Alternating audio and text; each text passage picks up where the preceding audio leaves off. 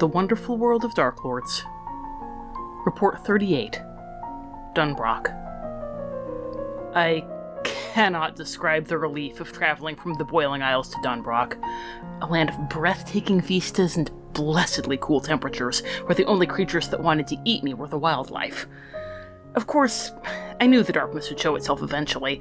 I have yet to discover a land of laughter and hope where a smile means friendship to everyone, but I enjoyed the relative tranquility while I could. True to form, the blight within DunBroch revealed itself before long.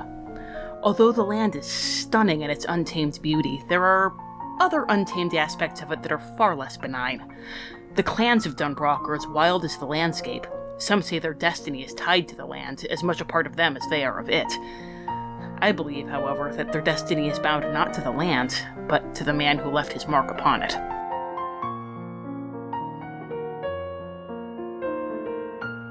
Welcome to Wonderful World of Darklords. I'm Tom. I'm Rachel. And we're discussing how to convert Disney movies to Ravenloft Domains of Dread for the first time in like 6 months. Along the way, we'll look at the Darklord, the domain itself, and some plot hooks and adaptation ideas to integrate this setting into your own campaign. Today's episode, Brave. Through dangers untold and hardships unnumbered. And small screens unnumbered. And Marvel movies. Movies and April Fools and... What was our last Disney movie? What was March? March was Up. Yeah, so there you go. This is the first time we've done, like, an animated Disney movie since March. Yes. Wow, that, yeah.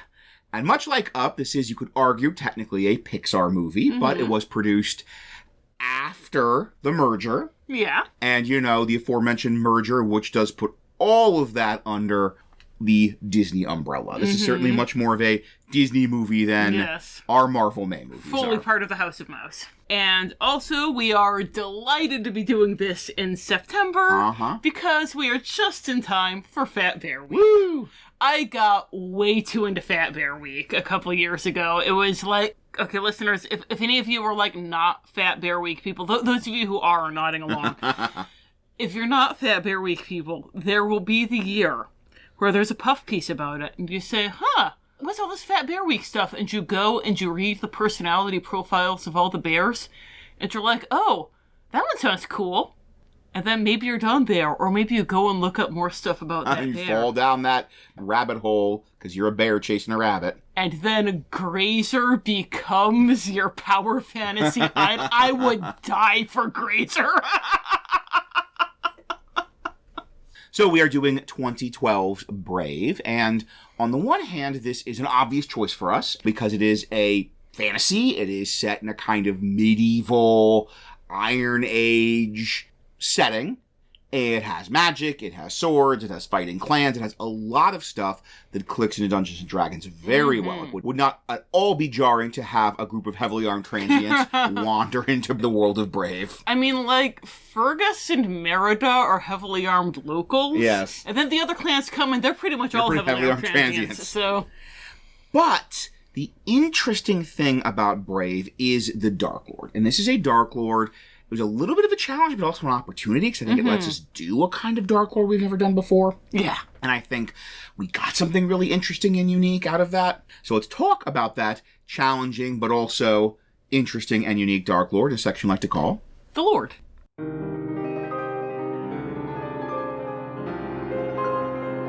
The Lord. DunBroch's history is one of continual civil war, if one can call it civil war when the clans only rarely think of themselves as a single state, and even the national name DunBroch has only existed during the reign of the current king. It was admittedly difficult to find any reliable histories of DunBroch, as literacy is rare and the oral accounts overwhelmingly favor the bardic clan of MacIntosh.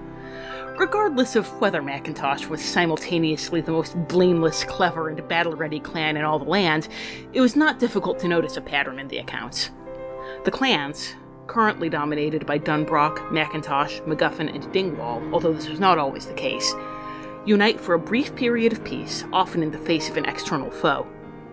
This peace lasts for a generation or two at most, until some treachery or another sets the clans at one another's throats again. As mentioned, the MacIntosh accounts predominate in this, but every clan was more than willing to give me an exhaustive history of the wars from their perspective, and each consistently portrayed themselves as the aggrieved party in every conflict.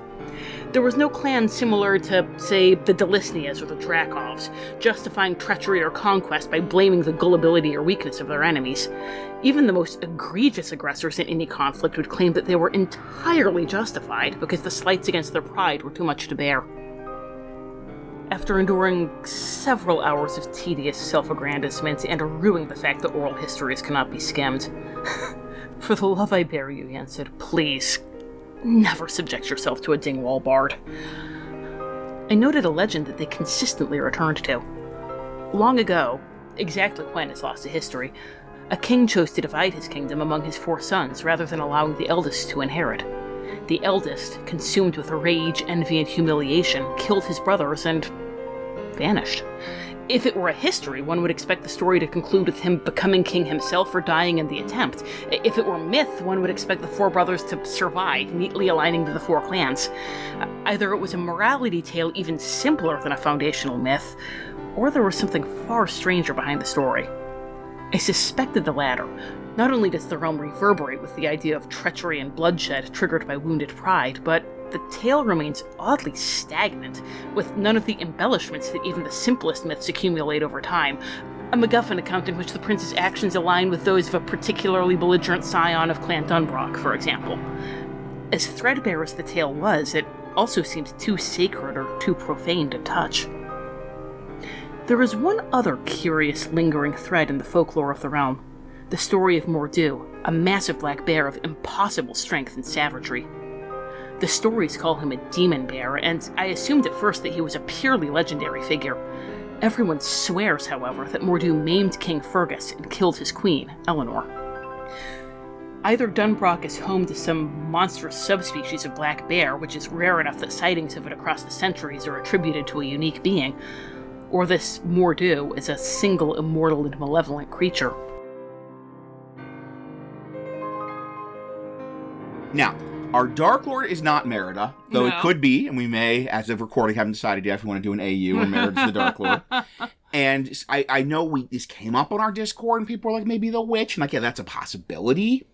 But we both felt really drawn to doing Mor'du. Mor'du. The great black, the if you forgot the name, the giant monster bear, as the Darklord.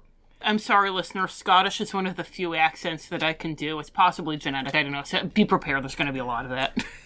It's the only accents you can do, and we're all going to hear about it. Oh, yeah. Oh, yeah. And that might be a little puzzling, because it's Big Bear. He's a big bear who roams around in bears. He does roam around in bear. You know, people were joking, like, what would our quotes be? Would they be like, roar, rah, roar? I don't know. There can be bear darklords, because Chunk killed Grazer's cub last year. But the role... Fat Bear Week people, please don't at me. I know. He's just a bear being a bear. I'm not going to get involved in this internet backdraft. That was a joke. Thank you for bringing this energy to our podcast. I love you. So, please direct all Fat Bear Week comments to Rachel at wonderfulworldofdarklords.com.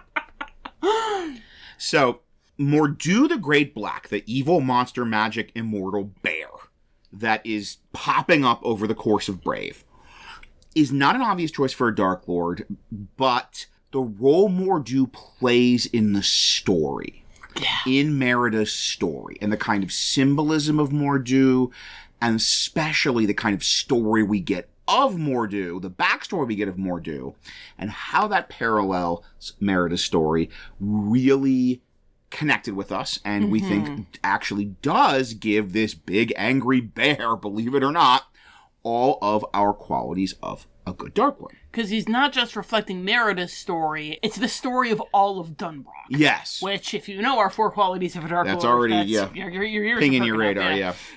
And also lets him play a role in the sort of current status quo of DunBroch, which is different from pretty much any other Darklord we've had, and that's something fun to explore. Yeah. So, our sort of, and I understand, kind of difficult, maybe pitch is the Mor'du is actually a really great Darklord. Big Bear, actually a really great Darklord.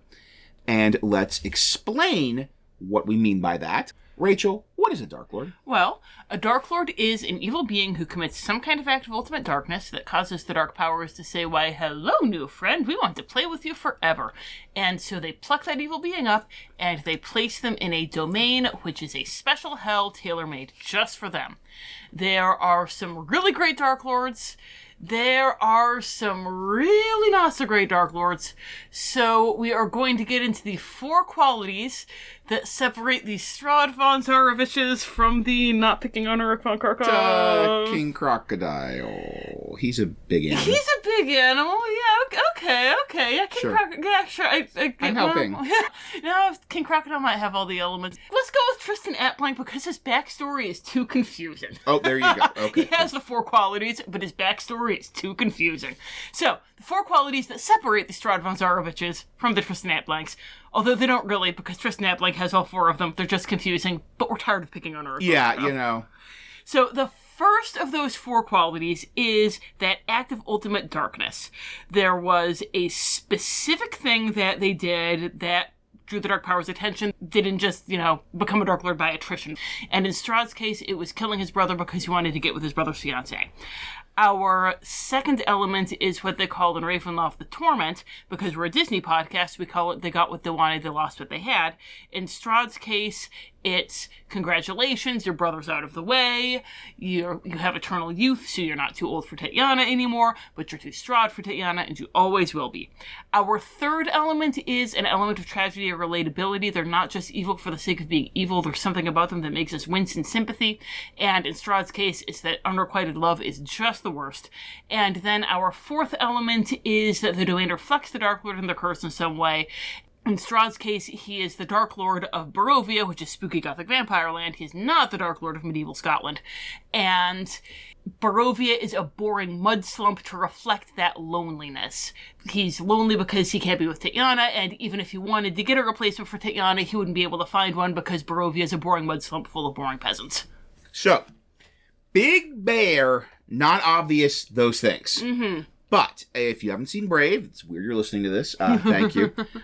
We get the backstory of Mor'du in the movie, and then he wasn't always a bear.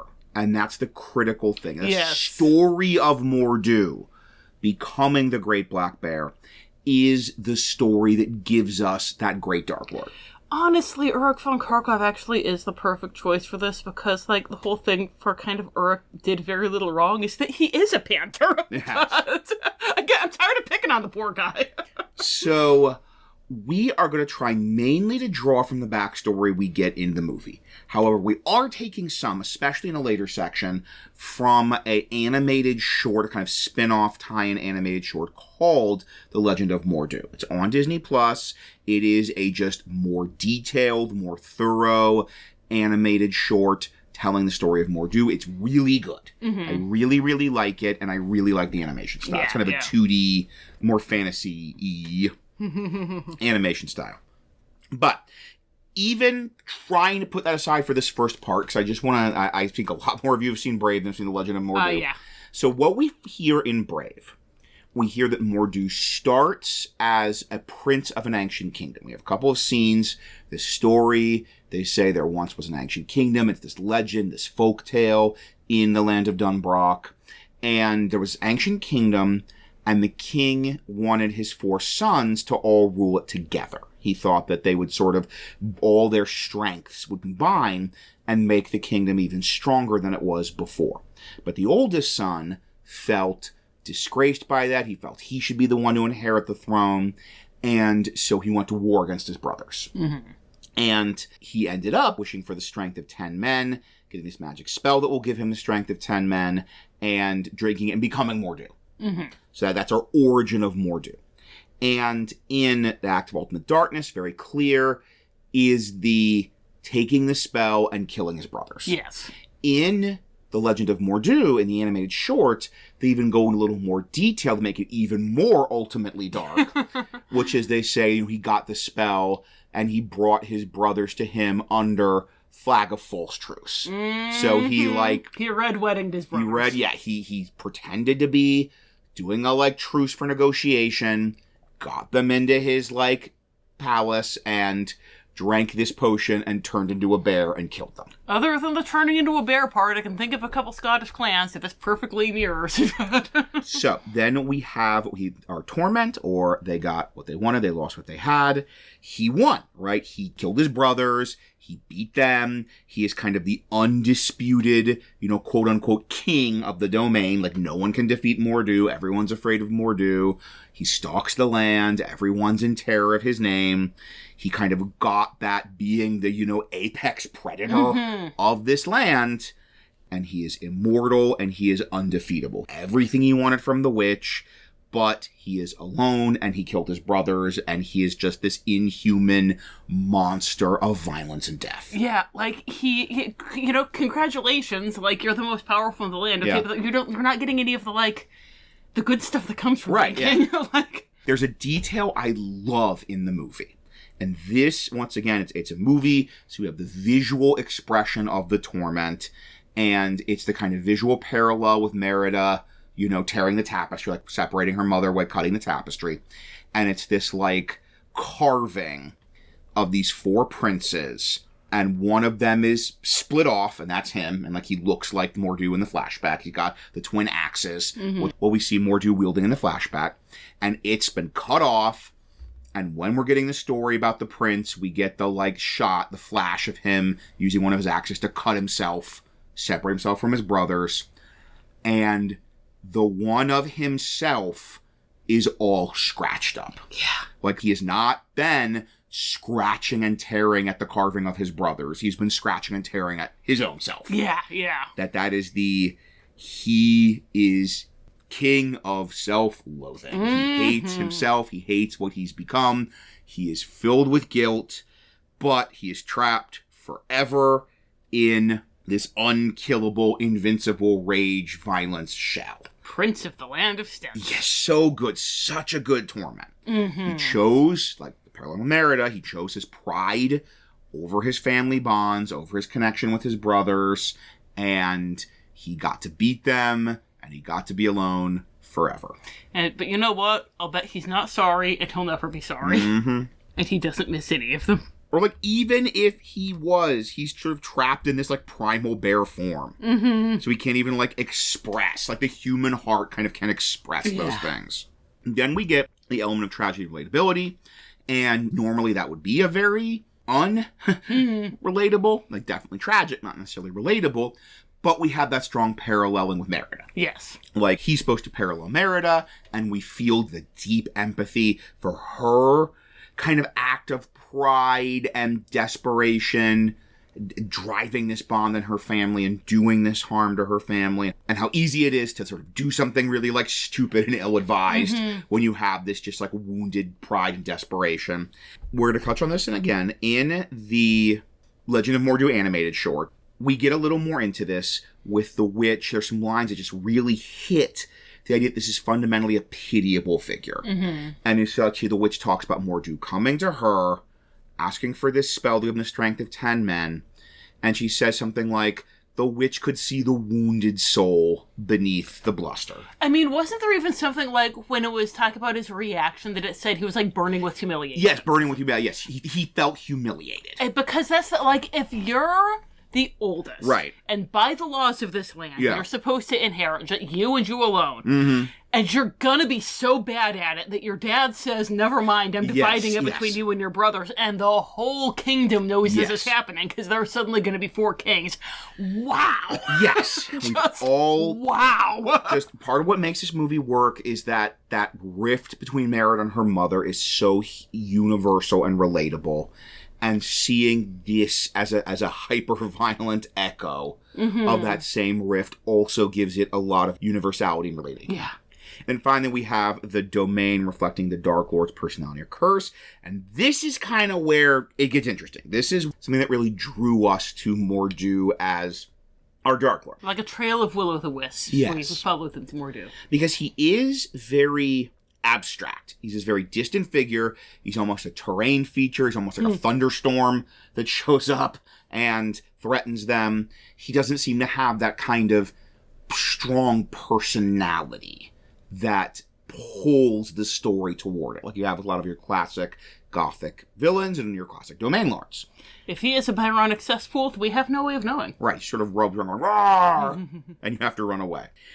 But because we have that paralleling story, because we have this idea that his pride, he tore his family apart, and his kingdom, like, shattered and broke apart, and just devolved into, like, warring clans.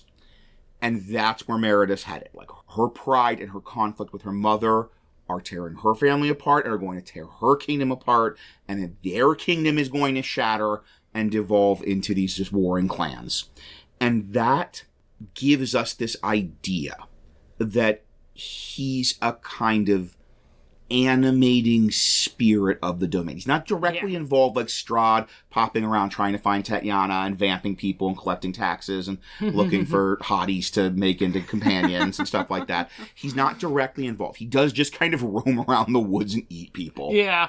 But his story, especially his act of darkness, his pride and his anger and his violence that shattered his own life, his own family, his own kingdom, is almost a kind of type or a pattern that's woven so deeply into this land that the story just keeps repeating itself over and over again. Because we even get the whole, the clans were just separate and warring, and then now, like, just for like a decade, they've come together into a kingdom and they're kind of coexisting peacefully, but that's very new and very fragile. Yeah. And so the idea that there's never this like long-term stability in DunBroch, that it's just constantly a kingdom will kind of get put together, but pride and anger and resentment will tear it apart and they'll just devolve into warring clans. Yeah. So I really love this idea of that repeating pattern. That DunBroch is just the latest in a centuries-long cycle.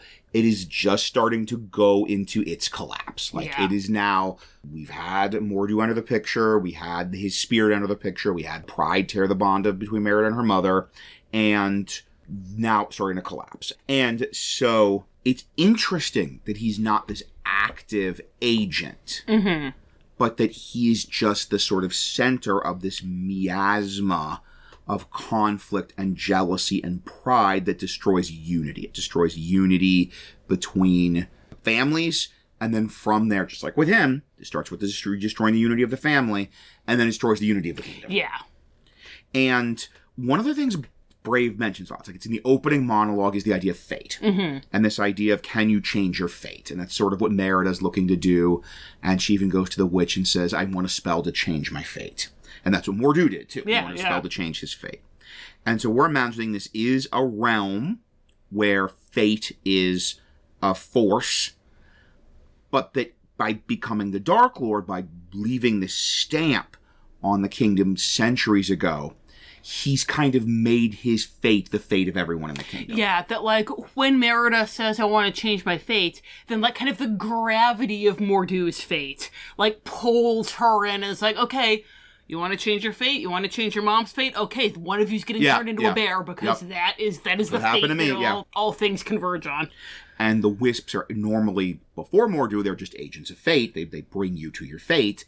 But now they're kind of unknowingly working for him, like bringing people to Mor'du, bringing people to the witch to become bears, because they are enacting his fate. Like, if you want them to be actively working for the dark powers and like, maliciously they're leading people to his fate, that works too. It is Ravenloft, that works. But I think there's something even creepier about the idea that, like, kind of their programming's been hacked, basically. That they're supposed to lead people to their fate, and everyone's fate has been replaced with his fate, so they lead everyone to his fate. Yeah. So in terms of the stat block, it's wonderful. We don't have to think very hard for what monster manual entry we want to say. Stat similar to we have stat similar to a werebear. And that is a werebear who is trapped in bear form, so he is like a real hard hitter. Like a werebear is a real tough monster. Regeneration, really good attacks. Like, none of the actual bears were tough enough, but werebear did it. In terms of powers, he is basically immortal. You know, he cannot be killed. We are imagining control over bears. They can influence bears, and not in a necessarily, like, quick surround them, I mind control them. Right. but that we have those things where Eleanor is just getting more like feral and aggressive. And it's the idea that you might even say she's being like more aggressive than a bear necessarily would toward Merida. And that kind of that's what he does. He sort of makes bears more aggressive and violent and kind of more in his image. And, like, he might even be able to point them towards specific people if he wants. So, like, it's not, he's not going to, like, be using them strategically, but he might be able to say, like, grr, I hate that guy. That Fergus dude, he hurt me once, go get him. Go get him, yes. Go get him, bear. We also are thinking that he is drawn to people that have the power to change their fate, which is another way we could say people with PC levels. That's the sort of special something that makes PCs, is that they are people who do have in their hands, in some capacity, the power to change their fate. There is in 5th edition, there's the kind of equivalent of that if you wanted to do something with it. You've got the idea of the people who don't have souls, and maybe you could have it be that the people who have souls are the people who can change their fates, but we don't want to talk about that, so we're not going to. Not a thing we're a huge fan of. No. And that when he encounters someone with PC levels, that he feels intense jealousy, intense resentment, possibly fear of them, like breaking his curse and giving him immortality. You know, he doesn't know he has Ravenloft Darklord plot armor. Yeah. For all he knows, someone will break the curse someday and kill him. Yeah. And some part of him wants that. Like we see at the end of Brave. He seems pretty happy to be a blue ghost. But like his primal resentment self doesn't want that. Yeah. And he might also be going after, like, if you've got a high-level barbarian or whatever, all of this was to be the strongest and the biggest, toughest bear in DunBroch. And if your, like, 10th level barbarian is rolling in, then he's going to be feeling threatened. Like, that is, we're imagining that's why he attacked Fergus, was because Fergus was getting too strong. Right. And he was like, no, I'm the strongest. Yes. I need to take you out. Which, like, what a great way to bring into conflict with their PCs is this villain wants to destroy anyone who's really strong. Yes. Or really martially fierce. Because you're going to have at least one PC that fits both those descriptors. I've never known a group where at least one PC couldn't be described as very strong and martially fierce. I have had that group, but it was, my current Ravenloft game where you two are weird little role players. We're weird little role player. Physical weird little stats. Drama nerds, yeah. Playing our lutes and swooning. Then, of course, the power all Darklords have, the power to close the borders, the power to prevent you from leaving when you realize a giant magical bear has a grudge against your barbarian. Why don't you just get on a boat and sail away? He's probably not that good at swimming. And that is, we kind of see this, that I love this. That's so great when there's mist in these movies. Oh, yeah. And Merida, like, it's very misty, she's lost, and the Wisp leader of the Stone Circle. And we kind of keep seeing her led to the Stone Circle. So we are imagining that when he closes the borders, it is you go out to the edge, you go into mist, and no matter what path you take, you end up back in either the Stone Circle or to his lair. Yeah. He's like, whatever reason I'm closing the borders, I'm going to deal with it personally. You're led to his lair, and in fact, this is kind of the main way to find his lair. It's not just like a place on the map. It's once again almost a like trans-dimensional pocket that you get to by going into the mist. Yeah, which is so great. Then we have something that was raised as a potential challenge for Mor'du as a Darklord, which is, of course, the quotes. Yes. Are they going to be rawr, rawr, rawr, rawr? Or are all the quotes just going to be Mor'du? Mor'du? And what we decided to do, and once again, this is just the wonderful thing about having this whole animated short about his backstory, that in Vanguard's United Ravenloft, the Darklords always have the role-playing trait, ideal, bond, and flaw, and theirs are always in the form of quotes. And we like to choose quotes from the characters, though in this case, congratulations, Callaghan. You have a winner who is a bear. Literally no dialogue. Literally a bear. Literally no dialogue. Not even in flashbacks. However, not really, because we have that animated short that's all giving us his backstory. But he still doesn't have dialogue. Yes. So he still beats Callaghan. Yes. But this is what we are doing. We are taking quotes from the story we are told in Legend of Mor'du and using them. And we know when we did Small Screen Summer, because there were far too many quotes, we decided on the quotes ahead of time, and we asked you if you wanted us to keep doing that or if you wanted us to discuss the quotes on mic. And we were actually quite gratified. Pleasantly surprised, yeah. That people wanted us to discuss them on mic because we know that is a chunk of the episode. We're like, there's a hemming and hawing. Yeah, we enjoy doing this, but other people find it self-indulgent. So we are glad that you are indulging us as we indulge ourselves. But it really didn't work with going into this, description about Mor'du, talking out on mic what part of the description is great, ideal, bond, and flaw. So this one last time, we've decided it out in advance. Next month, we're going to do it the old way. Yes, we will.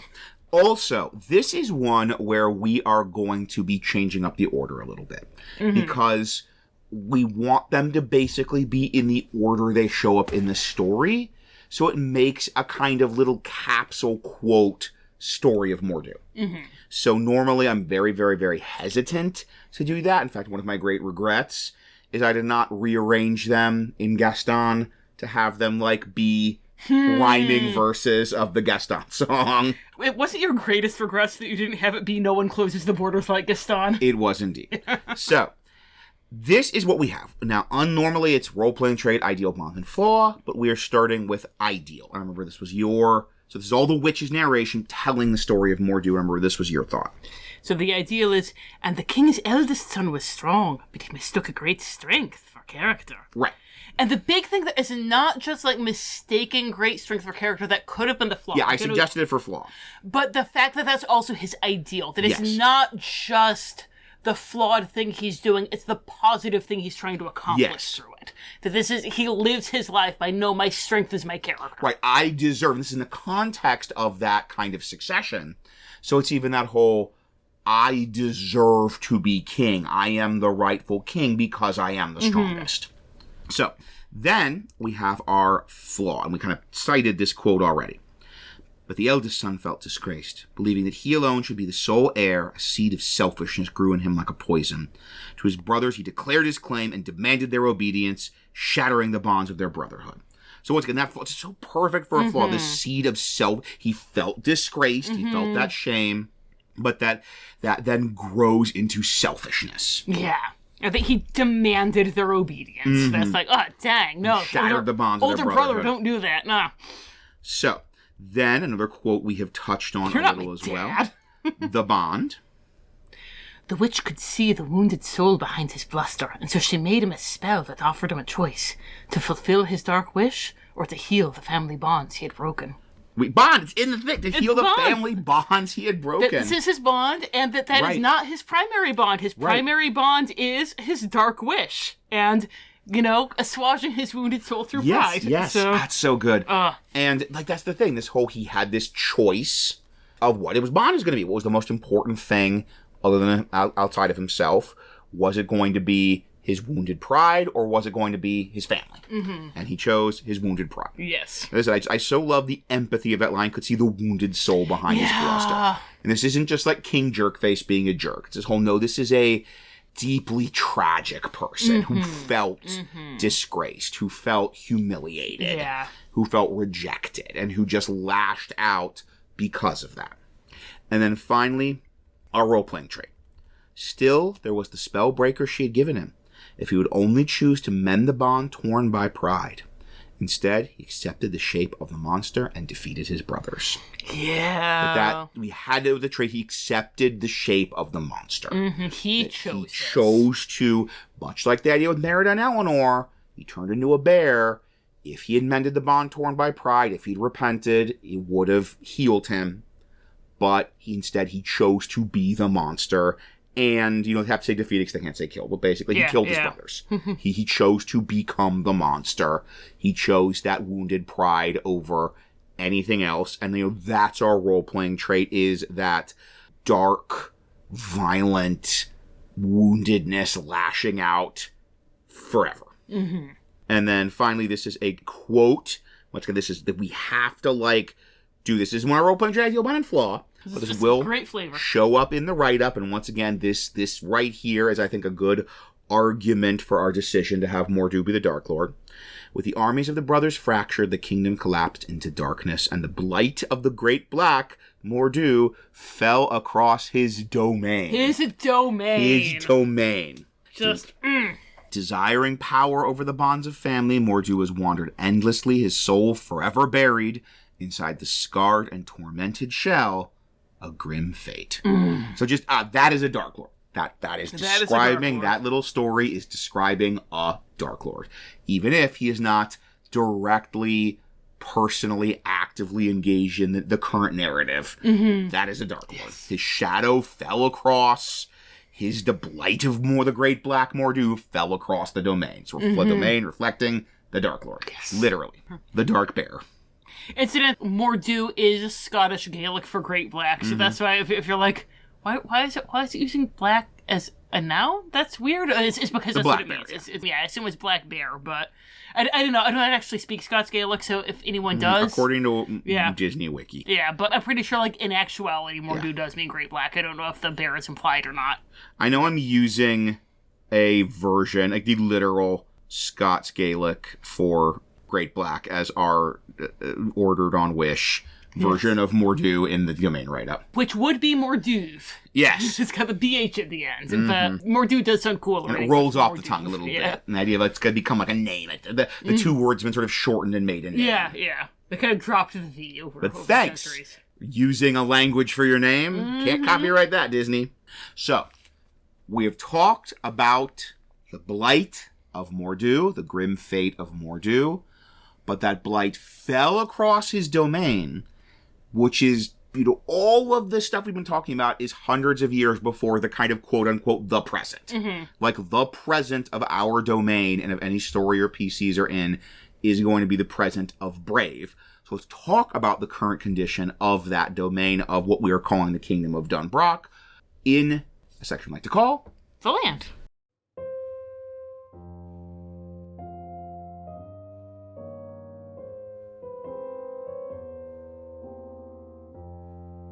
The Land. The current king of DunBroch is Fergus, whose clan gives the land its name. For the moment, at least.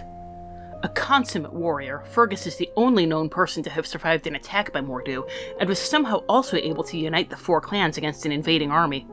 His strength and leadership were so formidable that the clans agreed to make him their monarch. Of course, it helped matters that his only child was a daughter, while clans MacIntosh, MacGuffin, and Dingwall had sons. It was understood that when Merida came of age, her marriage to the son of another clan would put him next in line for the throne. This was not to be, for Merida humiliated the other clans by rejecting all of them. Her mother, Queen Eleanor, an adept negotiator, tried to smooth things over, but was devoured that very night by Mor'du. Fergus has given himself obsessively to hunting for the demon bear, and has promised Merida's hand to the son of whichever clan brings him its head. What could have been a nationwide, coordinated hunt for the monster is now a scattershot affair, as the clans continually sabotage one another in their efforts to be the victor. Merida's wedding was meant to secure another generation of tentative peace. Instead, it seems likely to usher in the next cycle of war. DunBroch is far less populated than other realms I have visited. While it is not difficult to travel from one settlement to another, so long as one is careful of the ever-constant threat of bear attacks, the distance between them necessitates the occasional night spent in a bedroll.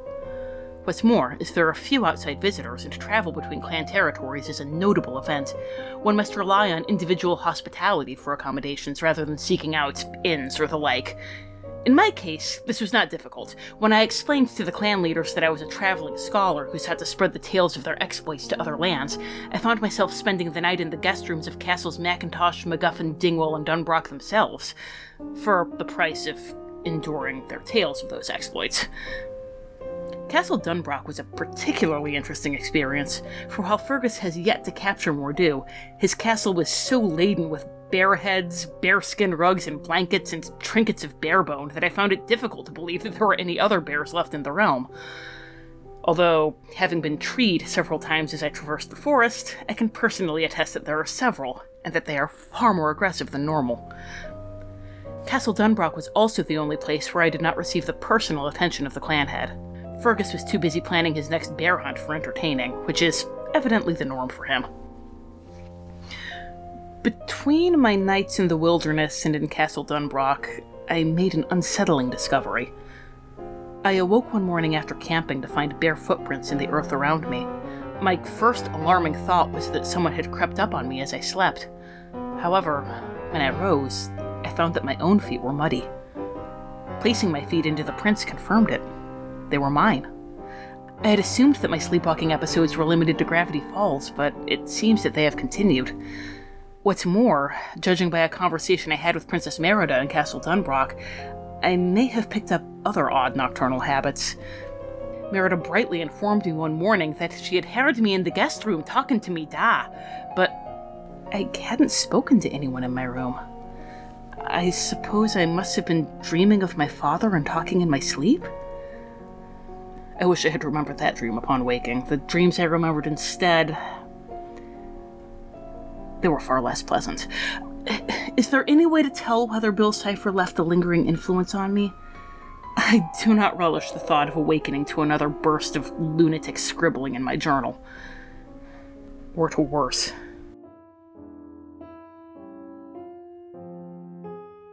So we mentioned that we have all this backstory given to us Mor'du that gave us everything we needed really for the Lord section. It seemed like the challenge would be he's a bear. But that filled that in. However, the land section also kind of presents some challenges. But first off, we have that story of Mor'du, and as we mentioned, we kind of love that line from the Legend of Mor'du, the blight of Mor'du spread across his domain. That this is like an infection in the land, and that his story just keeps getting repeated again and again and again. And as we said, Merida and her mother is just the latest iteration. So we're imagining that, like, he did this act of ultimate darkness, and ever since he killed his brothers and shattered his kingdom, that has been the fate of this land and the fate of this people. Yeah. There was a really cool bit in I Strahd, The War Against Aslan, where Strahd goes to Madame Ava for a Taroka reading, and she gives him the Taroka reading. It's, warning him about Aslan coming and everything. And then he goes again a couple decades later, and it's exactly the same Taroka reading, because that's still, like exactly the same cards. Cool. Yeah, because that's still, like, the most pressing issue. And what if in DunBroch, every Taroka reading for everyone is always exactly the same? Ooh, nice. Is there a bear Taroka card? The bear. There's the beast. The beast, there you go, yeah. Yeah, a lot of getting the beast. So we are imagining there's just this, like, echo in everyone's fate that pulls everyone's fate toward it, that the land is doomed to dissolve into war. Any kind of unity, any kind of nation is inevitably going to fall apart into clans fighting each other, into civil war, into conflict. But that you will also have the alternative to this cycle, which is nations will rise up occasionally. Yeah. Because that, you can't have the sort of turn of the wheel without getting up to the top of it. You can't have the descent without the ascent. You gotta have these moments of unity so that there's something to get broken apart. Exactly. And we're imagining that one of the common sources of unity is just going from what we see in the movie, that there are invaders. There are raiders. There are people from other lands who occasionally attack these highlands, Mor'du's domain, the land that will someday be called DunBroch. Because, one of the things in the movie, I wish it had been developed more, but again, it wasn't the point of the movie, so I'll accept it. Yeah. There was the whole thing where, like, when Merida is giving the speech and kind of uniting the clans and everything, and she's all like, oh, and do you remember, MacGuffin, that you took an arrow meant for my father, and do you remember, MacIntosh, that my father defending you from many foes? And it's like, okay, well, who are these? Like, obviously she's not going to be rallying them, reminding them of how they defended each other against each other, so there had to be some kind of external force. And having something like that in your version of DunBroch, we're not going to have a specific one here, although in incorporating, we are going to be bringing in a very good candidate. But, like, you could have there be some kind of invading force that they're constantly having to unite against. Yeah. And then everything looks great, and then they fall apart again. I know they do talk about the Northerners but also the Romans and the Vikings. Mm-hmm. So it's like, wait, was it all at the same time? And are the Northerners separate from the Vikings? In which case, who are the Northerners? Yeah, I started reading the sequel novel. It was not my cup of tea, and there were, like, more clans in that one, so if you want to, like, really expand on the setting, that might be a place to go. It was so slow. I made it 75 pages in and decided life was too short. But it's kind of like with the Scottish clans, that they would be fighting against each other, but then you would get, like, the English or the Vikings or some other clan they had to unite against. My maiden name is Armstrong. Look us up. We were they could be the bad guys in Brave too. We were the ones who were united against. And then you might even get the, like, oh, but if something bad enough was coming, then you even have to unite with the Armstrongs. That's how bad it is. So, yeah, just having this interclan warfare and not having a central government, there's a lot of really potentially rich and juicy stuff there. And so families will inevitably be divided because of wounded pride and stubbornness and anger that echo on the sort of emotional, personal family level. And that echo will eventually sort of spread out and divide on the kingdom level. Mm-hmm. But some people have the power to change their fate. And that will also kind of pull them into the story. That's what happened to him. That's what happened to Mor'du. And that also, weirdly enough, bears keep coming up. Yes. Because that whole repeating story that a lot of times when a family, when a kingdom gets pulled into this legend of Mor'du, somebody gets turned into a bear. Mm-hmm, mm-hmm. So there's really a surprising number of bear transformations. We do know that witch loves bears. She does. It's like her go-to thing so is bears. That's her whole Simple thing. as that. There's need to be a complicated metaphysical reason. It's just, here's this witch doing stuff and she really likes bears. What? I like bears. So we don't hear anything about past kingdoms, past generations. We are imagining, as we said, this cycle has happened possibly dozens of times before over the centuries. But our present, we are like right at the start of the drop.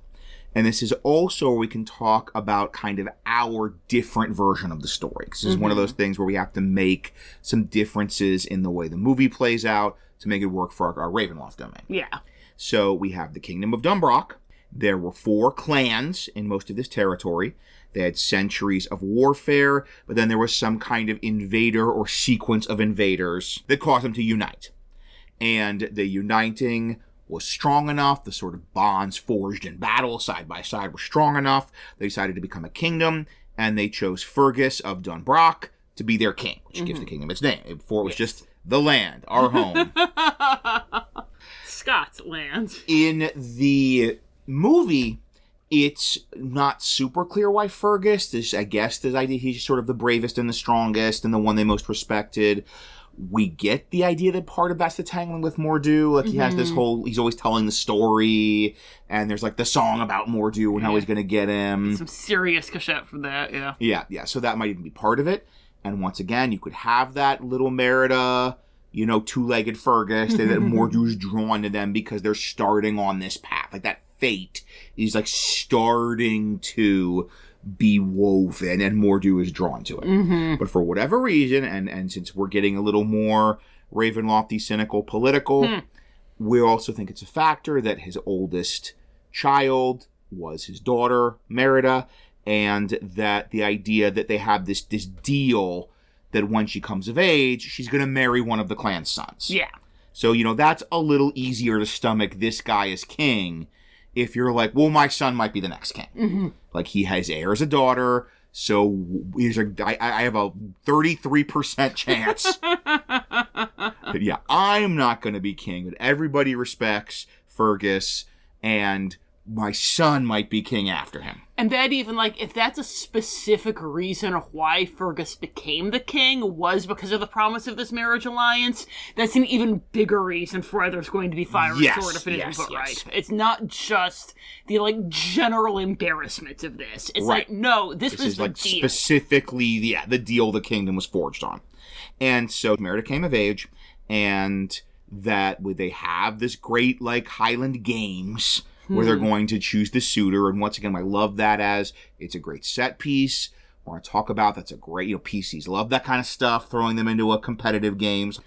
And the idea that they've actually managed to channel their rivalry peacefully. Yes. For this decade, they have been peacefully coexisting. Long and storied history of channeling rivalry and aggression into sports. Right, exactly. And so that they've worked out a system where they can still have this great clan pride, this even kind of sense of historic rivalry and animosity, but in a peaceful way. Mm-hmm. So yeah, everything's going great. then Merida. Made everything fall apart. Thanks for that, Merida. She rejected all the suitors. She humiliated them in front of sort of the court. She sowed the seeds of resentment and wounded pride. And so far, we're just reciting the plot of Brave. Yeah. But this is our divergence point. I'm moving my hand in a direction to show a divergence.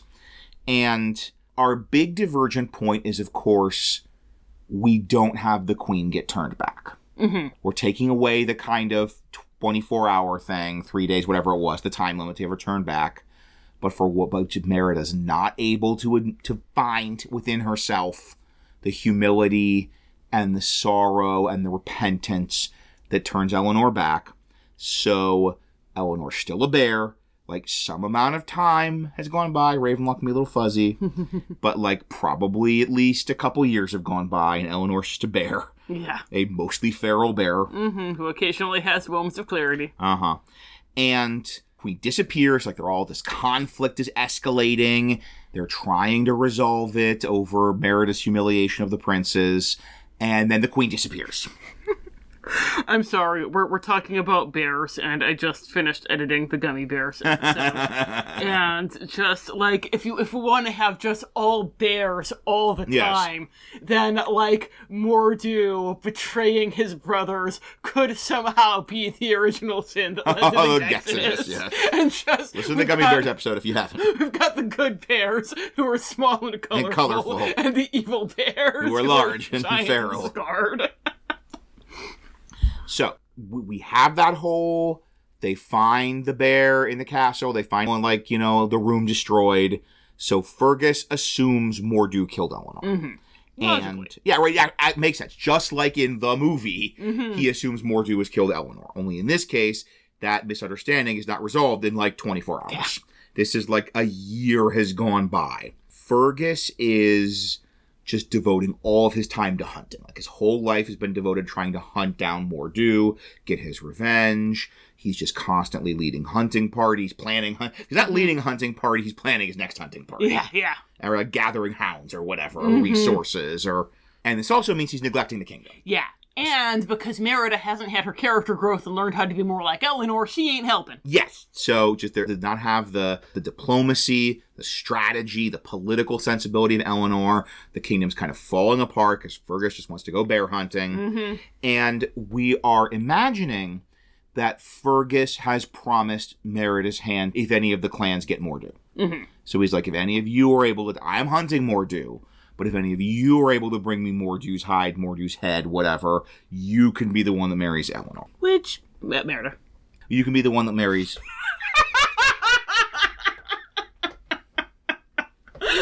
DunBroch goes for the thrupples.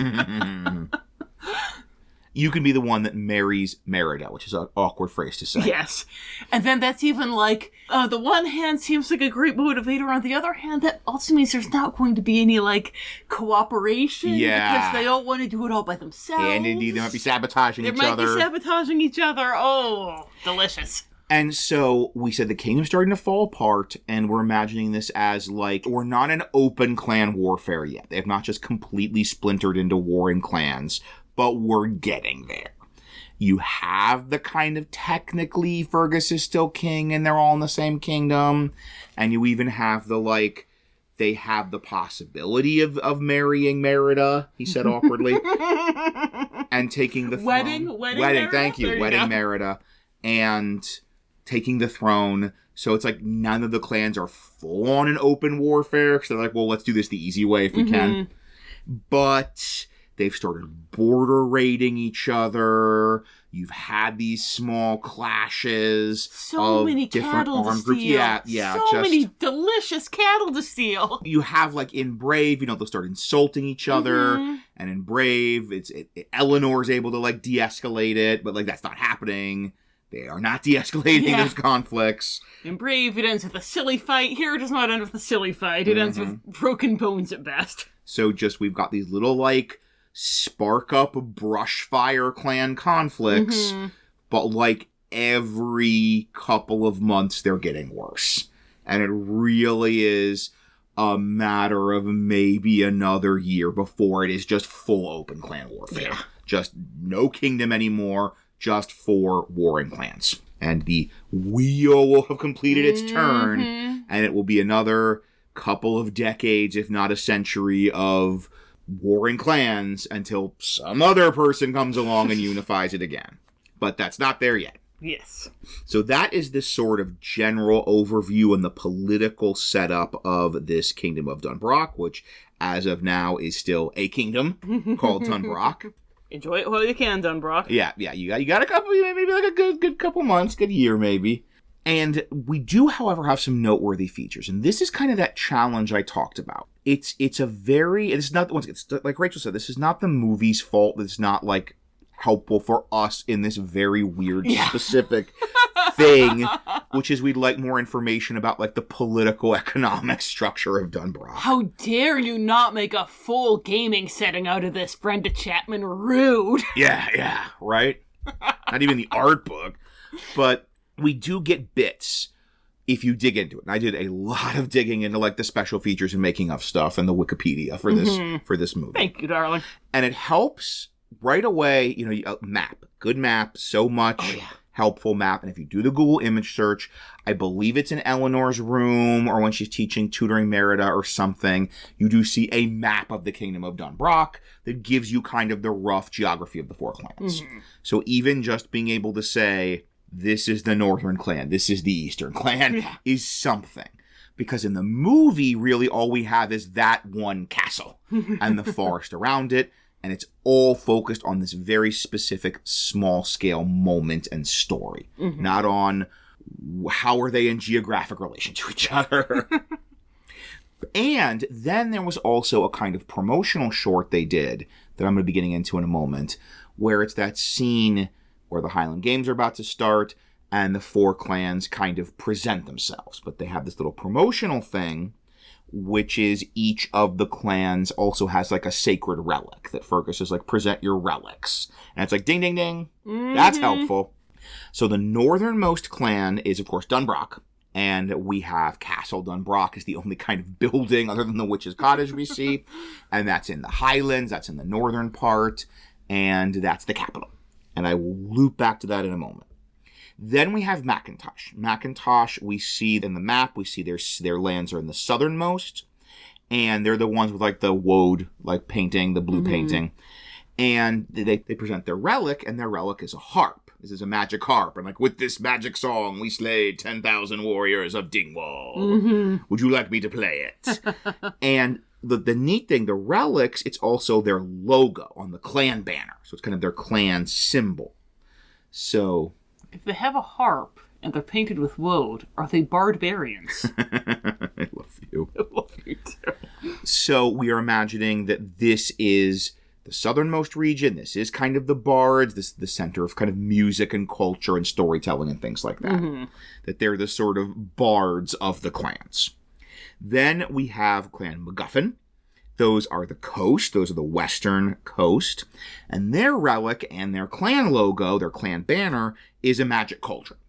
And they say, with one moldy potato, this magic cauldron was able to feed, 1,000 MacGuffin warriors for a year and give them the strength to kill 10,000 MacIntosh.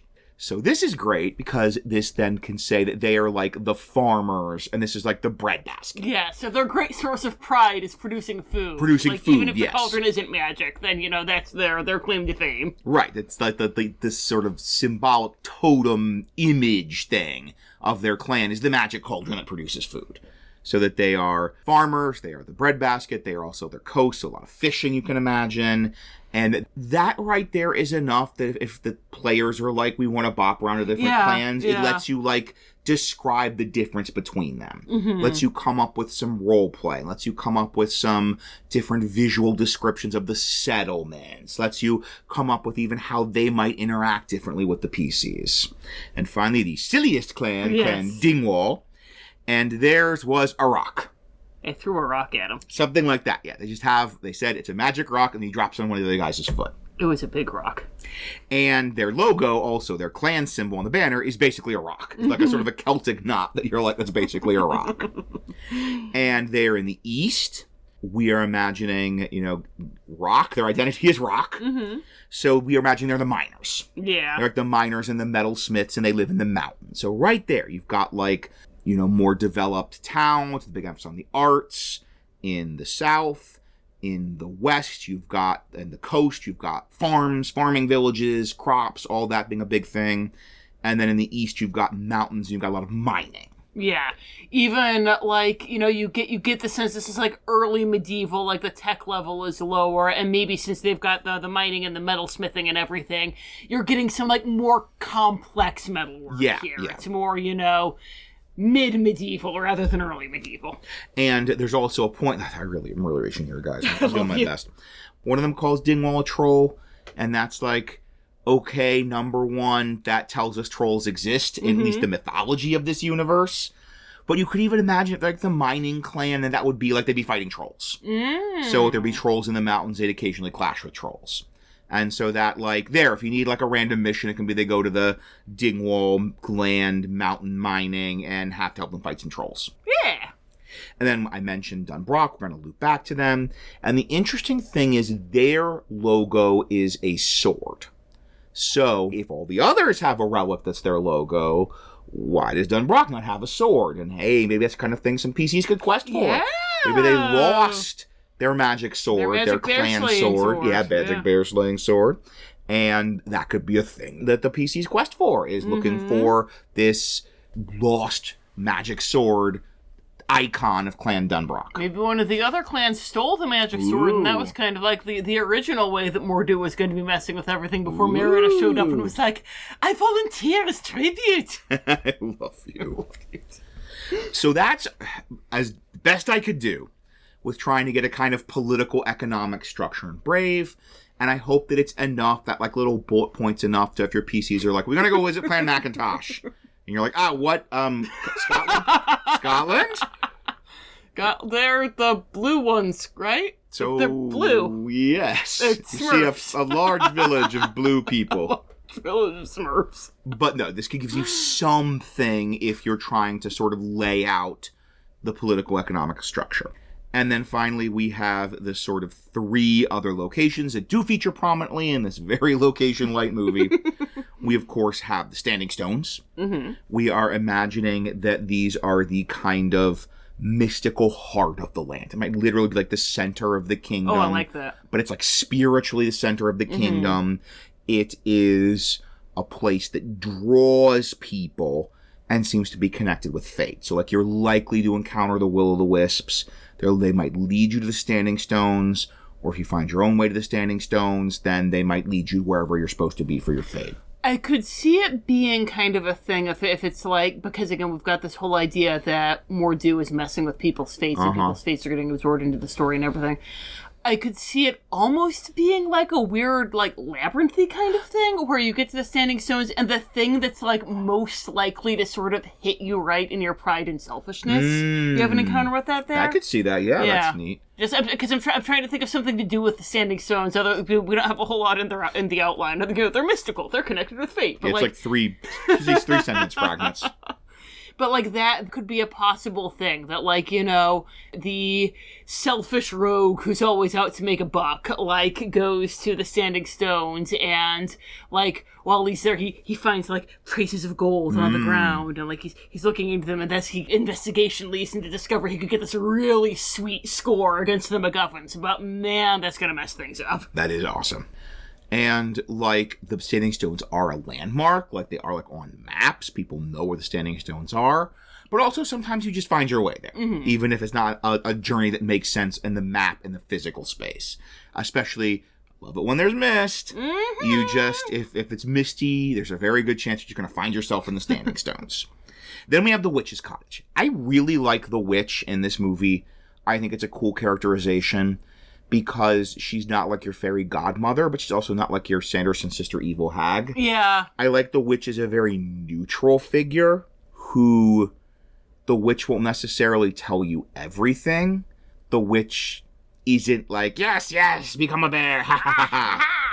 But the witch is never lying. Like, the witch does, like, everything is there if Merida were listening more closely or asking more questions. Yeah, like, changing your fate and changing your mom that can mean a lot of things, like turning her into a bear. And indeed. This is a bum deal. And you get the impression if Merida had, like, pushed her and asked more questions, she wouldn't have lied. She would have, like, then gone into detail.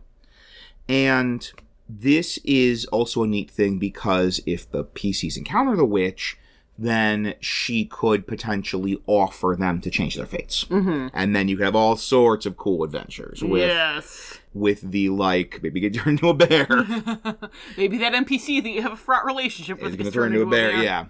And much like with the Standing Stones, the witch's cottage is a kind of magical location. You sort of find it when you're meant to find it. We even have the, like, Merida goes and it's just gone. And then finally, a third magical location you kind of find when you're meant to find it, Mor'du's lair. Yes. And this, even more than the Standing Stones, we're imagining it really is almost like an astral side pocket. That it's the ruins of his old fortress. It is a great image. Oh, it's so just spooky. The ruin cave full of bones. Just hundreds and hundreds and hundreds, piles of bones. And they go to the Standing Stones. It's all misty, yay. And then they go to here. They find their way here. And I think it's a similar thing where you really only get there if you go through the mist. It's like not a place on the map you can just walk to on a bright, sunny, clear day. You're brought there by the mist, maybe to confront Mor'du, maybe to try and hopefully show you the lesson of Mor'du's fate. Yeah. So we have talked about, bizarrely enough, the social and economic layout of the Kingdom in Brave. We've talked about much more... Including magic potatoes. Much more faithful to the movie. We have talked about the sort of weird, mystical places you might encounter in Brave. But now let's talk about what might bring your PCs to that magical, mystical places, that witch's cottage, those standing stones. Rachel, what do you do with it? You change your fate.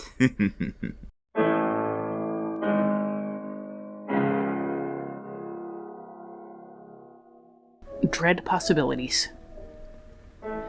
Much like with Wyvern, I was perplexed by the lack of a consistent through line in DunBroch. It seemed as though the prince's betrayal had led to some kind of curse upon the land, but I could find no evidence that he was still present in any way, nor could I determine how Mor'du fit into the puzzle. What was the connection between wounded pride and enormous hostile bears? The bards had spoken of a circle of standing stones at the heart of the realm. Perhaps I could find some answers there. When I reached the stones, I immediately felt the hairs rise on the back of my neck. There was power here. Eldritch Sight confirmed that it was not a specific enchantment, but a general aura of magical possibility. As I examined the stones, I caught sight of a blue light shimmering between the trees. Ordinarily, I would have dismissed it as lethal foolishness to go herring off after a will-o'-the-wisp, but I had endured enough folklore over the past few weeks to know that the tales of wisps in DunBroch are different. They see the wisps as agents of fate, neither benevolent nor baleful.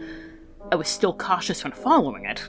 After all, I've heard tales of generous fae who grant wishes to deserving children, but that hardly makes them true. But follow it I did. The wisp led me to a cottage in the middle of the forest. The people of DunBroch would say it had led me to my fate. Now to see whether that fate was encountering some monster that would obliterate me as the wisp drank my life force. I knocked at the door and was greeted by a tiny old woman and an abundance of carved wooden bears. The bears immediately caught my attention, and she was more than happy to prattle about each carving as she attempted to make a sale. None of them had magical auras, although a few other items scattered about the cottage did. I asked her about the significance of the bears, buying a set of exquisitely carved spoons to make her more expansive, and she hedged for a bit before saying, "Well, bears always seem much happier than people, with one exception. They have simple hearts with simple needs, and nothing troubles them for long. Speaking of troubles, dearie, you look a little peaked if you don't mind me saying. I have a side business if you're interested. I can give you something that'll perk you right up." Something with a magical aura, no doubt. I may be making peace with my relationship to witchcraft, but that hardly means that I intend to buy an undefined curative from some unknown conjure woman in the woods. I told her, truthfully, that I was always peaked these days because my circulation was no longer what it used to be, then asked what she meant by that one exception, intermittently exclaiming over some bowls that would go beautifully with those spoons. It took quite a bit of coaxing and the purchase of several more dining accessories, but she eventually said that all the bears she'd met had forgotten their troubles. Except one. Apparently realizing that she had said too much, she shooed me out the door. I had answers, and apparently my fate was to host a bear-themed dinner party.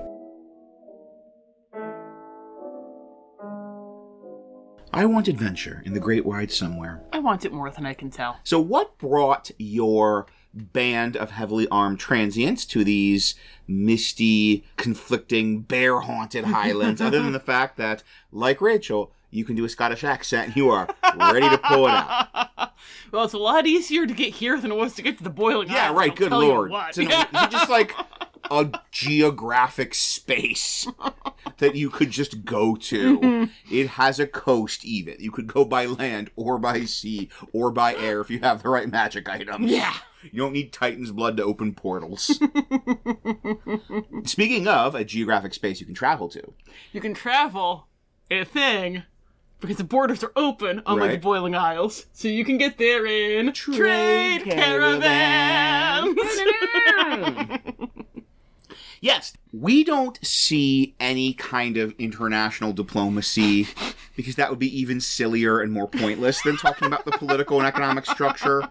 Rightly so, there's nothing about international diplomacy, but you could have other kingdoms, other domains trade with DunBroch. Absolutely no one in the history of ever has been like, but does DunBroch have relations with the Bretons? Yes. And so you could easily have it be that the PCs are just joining a trade caravan that's bringing something to DunBroch. Maybe raw materials. We mentioned Dingwall as miners. Maybe grain, food. We mentioned MacGuffins as kind of the farmers and the bread baskets. Any number of things. And it may even make sense that as this kind of land grows more violent and the kingdom starts to disintegrate, more and more trade caravans would be like, yeah, we're still doing this, but we want armed guards. You know, it's very easy for us to just get caught up in some kind of border raid or something. However, trade caravans are our answer to everything. It's our answer to everything. There are some more specific to this setting potential things that would give them a little more direction than just basically like, we're sort of fantasy truckers who got assigned to come here. Like the opening of Alien, basically. Yeah. And one of those is we mentioned that the MacIntosh clan, they have the magic harp. We're imagining them as kind of the bards and the storytellers and kind of the cultural center. I even checked, and they are the southern ones. It would make sense that sort of like a lot of the trade routes came up in through the MacIntosh territory, so maybe they're kind of the most cosmopolitan. And they could easily have some kind of bardic contests, right? Like, I don't know specifically if that's like a Scottish Highland thing, but I think it's a general Celtic thing. And it's pretty general. I'd be willing to bet a little bit of money that there is some kind of Gaelic tradition of like storytelling or music contests. I don't know Scottish specifically, but like I know there was the whole. The Scots would basically have their bardic rap battles. Yes. So it could be the equivalent of bardic rap battles. Yes. So you got a bard, someone with the entertainer background. What bard could resist the plot thread of, here's a contest to see who is the best bard, and the winner gets like a magic harp or something? Yes. Like, that is just, that adventure just does itself. I mean, Cardicus is built on it. Yes, that is indeed the entire hook of Cardicus. In general, that's a bard or entertainer specific one, but we do have in the movie those kind of Highland games. And once again, I think there's a fantastic, like, hook for the PCs if they hear about that they're like games, contests of strength and skill, wrestling, caber tossing. And especially if there's some kind of magic item prize or large purse, then that's another thing where I feel like there's a lot of PC groups where that's all you need to do is tell them basically like the Dungeons and Dragons Olympics are happening over there, and you can win a whole bunch of money if you win. And they'll just be like, off we go, walking stick in hand, ready to toss some cabers and win some wrestling matches. And then those are both kind of like lighter, more fun for a story hook that connects them right into this sort of more darker story. We could kind of take a page from Princess Mononoke, which you should listen to. It's a great episode. And the idea that, like, we mentioned Fergus is doing all these bear hunts, and he's, like, hiring hunters. Yeah. That he's seeking out the best hunters in the world to try and lead him to Mor'du. And that he, you know, that's kind of the hook there for your druid or your ranger. I feel like especially your ranger. Another one of those, you have rangers, and they maybe hear that, like, there's this king that's looking for the best hunters in the world and paying them huge purses of gold. That's going to write itself. They're just going to be ready with their walking stick and their bindle, ready to go start the plot. And then you have, you know, like we were talking about with the other clans trying to sabotage people, like, you're going to get drawn into that, like, cutthroat clan politicking right away, because they are not going to want you to catch the bear unless they're the ones who hired you in case the other clans don't want you to catch the bear. It's great because it seems like a very simple hook to get you in, of just this king is looking for this demon bear and he's hiring hunters. But then you find out it's all entangled with, like, dynastic marriage politics. And then you're like, oh boy, we have to deal with all this stuff. This is just a wilderness hex crawl to find a demon bear. And you get a purse of gold. Then what if it's like, you find a bear, it's not Mor'du because he's a darklord, but you find a bear, like a big tough looking demon bear that they think is Mor'du, and now suddenly you have to marry Merida. Yeah, right. On a similar note, we could have it be that they're not just hiring hunters, but there's different factions in DunBroch that are hiring mercenaries. It could be it's maybe against invaders, maybe as the clans are kind of turning inward. They're not the only ones doing some raids. Maybe the Vikings, the Romans, the Northmen, whoever, are starting to do, like, raids again, starting to push because the defenses are not being properly manned. Drakov's like, I can win this time! And so some of the clans or some of the people living in maybe those, like, coastal border towns are hiring mercenaries. You could even do a full kind of, like, Seven Samurai type thing, which is always a good plot idea to have in your pocket for any D&D game. And it could also even be that some of these clans are hiring mercenaries to help shore up their defenses against the other clans, or maybe for a little plausible deniability. That, you know, if it's just this group of random heavily armed transients are the ones who humiliated you and stole all your cattle. And we didn't know. We don't have anything to do with that. Were they in Dingwall tartan? Well, then I don't know why you're asking me. Oh, no, we've always had those cows. And then finally, a couple of these hook you into some of these setting conflicts in more indirect ways or more direct ways. But then finally, we have an interesting one that could kind of get you hooked in right with Merida. Kind of have Merida be your, like, main NPC that is sort of connecting the party to the setting and the conflicts. Yeah, and this would be one if the PCs are brought in through one of these other things. This wouldn't be a thing that would be a reason for them to come to DunBroch in the first place.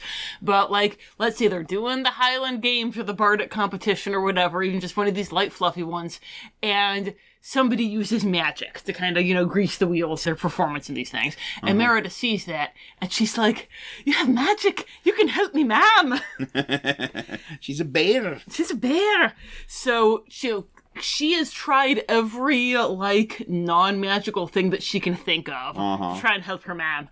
And if you guys have magic, she wants you to teach her magic. She wants to take you out into the woods so you can help her look for Eleanor so you can use her magic. She does not care. Magic might be the thing that's going to save her mom. She knows that magic is the source of the problem, so seems like it'd be the solution. And, like, this is, we talked about the whole that Eleanor is a bear at this point, that she did, you know, go past the deadline and everything.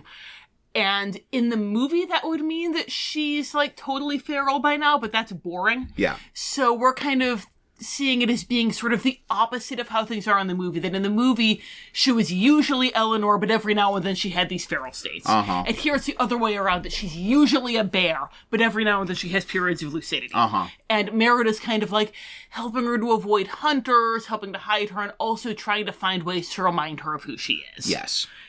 So this is the great thing, is once they get hooked in with Merida, once they learn her story, that also then hooks them into the kind of competing hunter story. Yeah. So they can have a whole, they not only are like teaching Merida magic, but they're helping Merida hide her mom. Yeah. So we have a number of possibilities, many of which either, as I said, either directly or indirectly hook you into this like sort of main conflict with Merida, with her family, with this like escalating clan violence. But then what kind of story is going to play out once they are hooked into those conflicts and those character relationships? So, kind of continuing with that idea of Merida and the bear hunt, you could find out that this is going on. You could help Merida sabotage the bear hunt. This is like, this is your shorter one. This is your one shot. You, help her sabotage the bear hunt, and then maybe at the end you're able to rescue Eleanor. And if you want to have it be that the three princes are also little bear cubs at this point, you could rescue them too. Yeah. Or even if you won't want to disrupt the status quo that much, you could just be like, you know what, we saved Eleanor, today. Yeah. And we can feel good about that, and now we're riding off into the sunset. Yes. So this would be like a perfect one-shot. Yeah, absolutely. And then another possibility, if you're doing the idea that you were brought in for the bear hunt. The Princess Mononoke Yes, the story. Princess Mononoke, that you're brought in and you're hunting the bear, and then somebody's sabotaging you. And you find out that, what the heck, it's the princess who's sabotaging you. And then you find out that she's sabotaging you because you're hunting her mom. And then this is really the one that's probably going to get you to be able to save Eleanor. Yes. Because you can try and get Merida to admit that she's the one who did this. She's going to be trying to stop you from hunting her mom. And, as you're kind of drilling down and, talking to Merida, getting closer to Merida, you're going to be finding out more of the story from her. Uh-huh. And then finally, you can, get them together, help Eleanor talk to Merida, bring in your druid and your ranger doing stupid animals. So good, even when she's fully feral, animal friendship, so she's not being feral, Yeah. And then, so they're able to have that moment. Merida can say sorry, and then the curse is cured. Yes. And you save the day. Congratulations. And this is, we mentioned, another advantage to having this Darklord Mor'du who's so removed from the kind of status quo of the domain. Mm-hmm. Because it does not matter at all to Mor'du or his torment what happens to Eleanor. He does not care. He is just still off being an angry, lonely bear. Yes. No matter what happens to Eleanor. And because of that, this is one of those where you actually can do, the full movie, and there's not that Ravenloft Darklord status quo that has to, interfere with doing the full movie. You can have the happy ending. And in terms of, the sort of Darklord torment curse, even the whole, and then eventually the kingdom of DunBroch will dissolve into civil war and clan fighting. That is inevitable, but it doesn't need to be right now. It doesn't even need to be this generation. Exactly, yeah. Maybe, Merida is going to have this peaceful reign. And, her kids are going to mess it up. Right, but, that's true of every kingdom, so... So that doesn't ruin the happily ever after. Say it's not an eternal kingdom of peace. Just like Merida will rule as a wise and beloved queen, and there'll be 2 generations of peace. Yeah. And that's great. That's an accomplishment any kingdom can be proud of. Oh, yeah. 2 generations of peace. And you also can bring that clan stuff in. If you're I like this basic setup, I really like this idea, and I do think this is a good, basic setting of this kingdom that's starting to unravel and fall apart, but I kind of don't want to do Brave. Yeah. I'm not so into Brave, or that's too weird and distracting.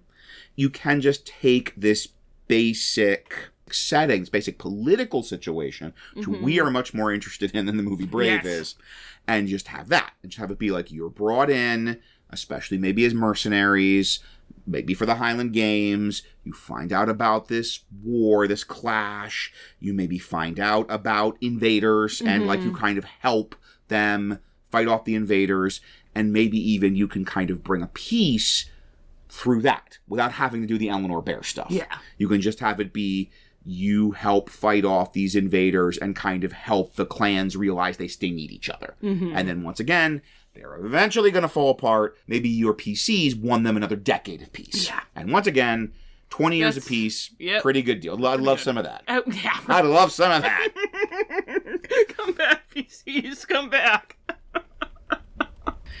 And then if you want to kind of do that, focusing on the fighting off the invaders and having the invaders be kind of like the big sort of bad guy of the setting, this does, however, give you a chance to bring in Mor'du if you're like, I don't want to do Brave, but that is a cool-looking bear. That is a cool-looking bear. Remember, this was your idea. Yes, because it was that thing that we mentioned about how he's going after Fergus because Fergus was the strongest, and that's all Mor'du has going for him, is he's the biggest and the strongest now.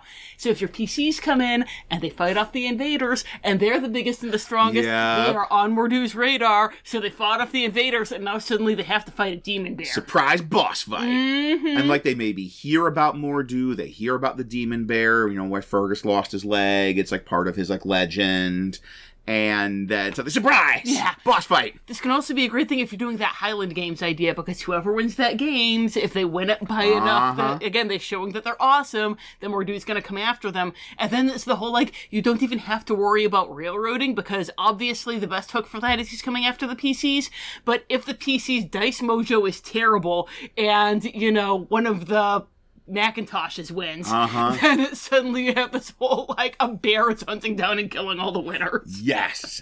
So awesome. So, like, if you really like, and I think this is another one of those really cool things you can have in this setting, the Highland Games, you then can transition that not only into sort of the political story, but into the supernatural demon bear attack story. Surprise boss fight.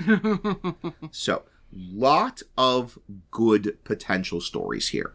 It's, as I said, I think a really good basic premise for a D&D setting, and there's a lot of ways your PCs could approach it, and ways those approaches could then, like, play out as a story. But let's talk about some variants of those stories in our Dread Possibilities section. So, Dread Possibilities, we always like to talk about doing this with younger players, doing this with older players. I absolutely could see this appealing to either of those.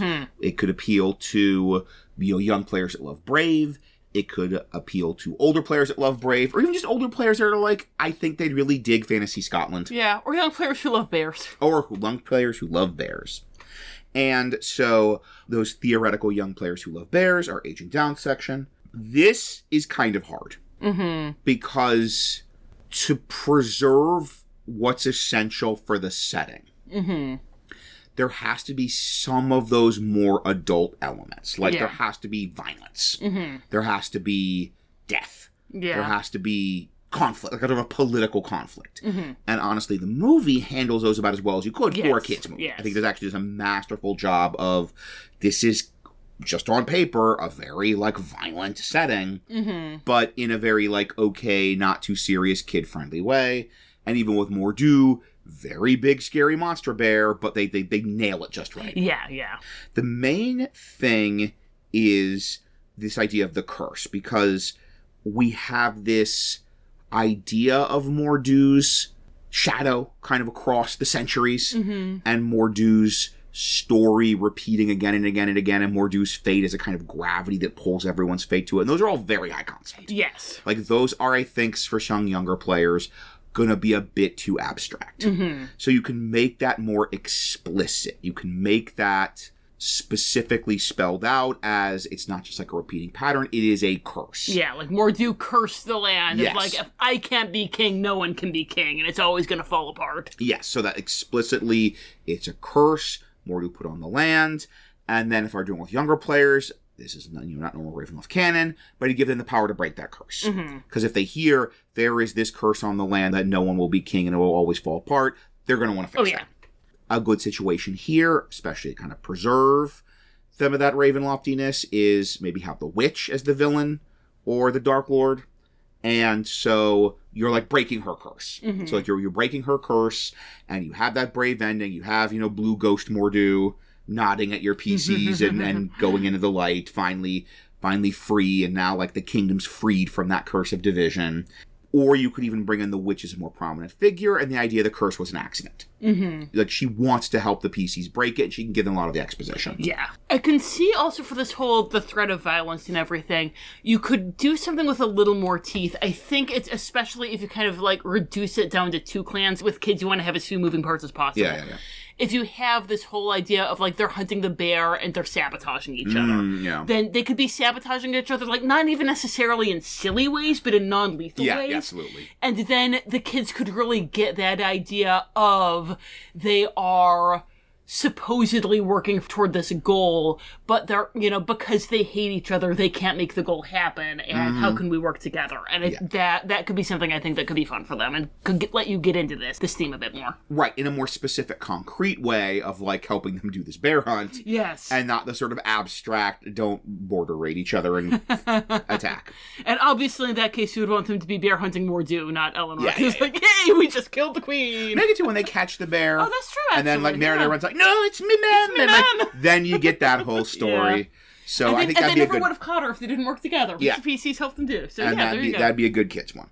Speaking of violence, let's say we are not looking at a table of prospective kid players that love Brave and Bears. We are looking at a perspective table of adult players who love the movie Brave, who love bears, who just think it would be cool to do a Scotland adventure. And possibly one of them is the daughter of horrible Scottish border raiders. Yep. Seriously, guys, look up the Armstrongs. We were the worst.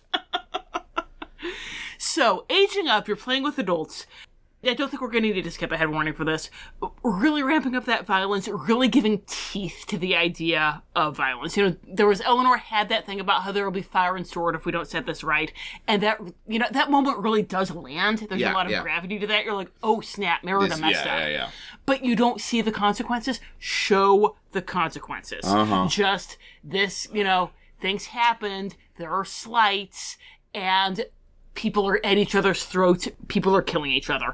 Again, my Armstrong butt is getting a very, we will defend each other to the death against outsiders if any outsiders show up. But if there aren't outsiders, we are going to kill each other over the pettiest possible slights. And it's so Scottish, guys. That's so Scottish. It's like in the movie, you have a couple of, at least two parts where the clans kind of start brawling. Mm-hmm. And it's like very goofy cartoon violence of smacking each other and punching each other and people getting hit in the face with clubs and their teeth falling out like piano keys. Yeah. But just have it be no, this happens and a dozen people die. Yes. And the queen gets everyone to stop fighting and then servants have to come in and take care of the corpses and wash up the blood. Yeah. And everyone's like, well, that's life. Mm-hmm. Because even the whole, we keep talking about cattle raids and that cattle raids are just kind of a thing that people did to let off steam, but they could get you killed. Yeah. And I remember there's those of you who know various fantasy genres and have Rachel as Looky Thirsty in her bingo card repeatedly, you will not be surprised to hear how much I love the Kushiel Start books.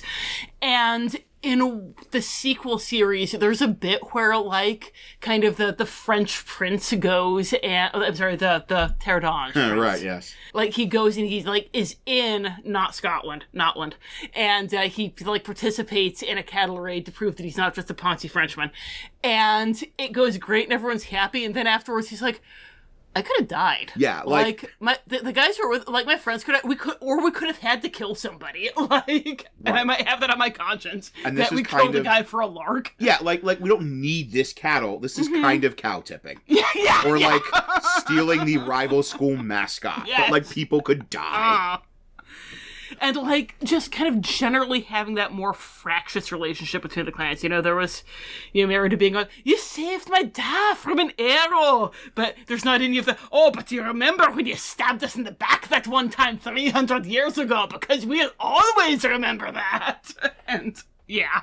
So yeah, the violence is kind of the big age up. And I think the sort of metaphysical complexity of the backstory is the big age down vibe. Yes. So we always have our aging down, aging up, but Dread Possibilities is also where we put any potential alternate universe, different ideas we have, and we do have one of those. And what's remember this was your idea. We have two of those. We have two of those. But one of them I have no idea what it means. Yes. Get to that one in a minute. So this first one, I like this a lot. And it's fun, especially, we always have that problem of okay, we're kind of doing Brave. Right. So I'm always happy we can come up with a twist. And in this one, the Highland games the PCs go to are the original ones from the movie. They like Eleanor's Merida. still a person. Yes, she's still a person. The Merida maybe like wins the archery contest. It's all happening. Tension. It was fun. Now it's really awkward. But in this case, Merida doesn't win the archery contest because one of the princes wins. Mm-hmm. And the prince doesn't want to marry, doesn't want to wed, almost a tongue twister there, doesn't want to wed Merida. Yeah. Maybe, like, I know there's there's Mor'du, the servant girl, and there's kind of, like, the one huge hulking MacIntosh guy. And at the end, as they're getting ready to leave, he's, like, flirting and, like, kissing Mor'du goodbye. So maybe, like, the prince has a love who's, like, a commoner or just some, like, not the princess. So he doesn't want to marry Merida. I did it again. So he wants to change his fate. So he finds the witch's cottage and turns Merida into a bear. Boom! Yes! Bared. Bared. And then he has to enlist the PCs to help, like, untangle this mess. And that, like, especially if you really want to play with guys, we're doing Brave. Like, if you've been doing the whole Kingdom Hearts thing, especially, it's like, okay, we're in DunBroch, we're going to do Brave. And no, like, they're games. There's Eleanor, archery contest. Wait, what? Like, Merida didn't win. No, wait, what bear? She's not a bear? She's a red curly bear. Red curly bear, yes. So that could be a lot of fun.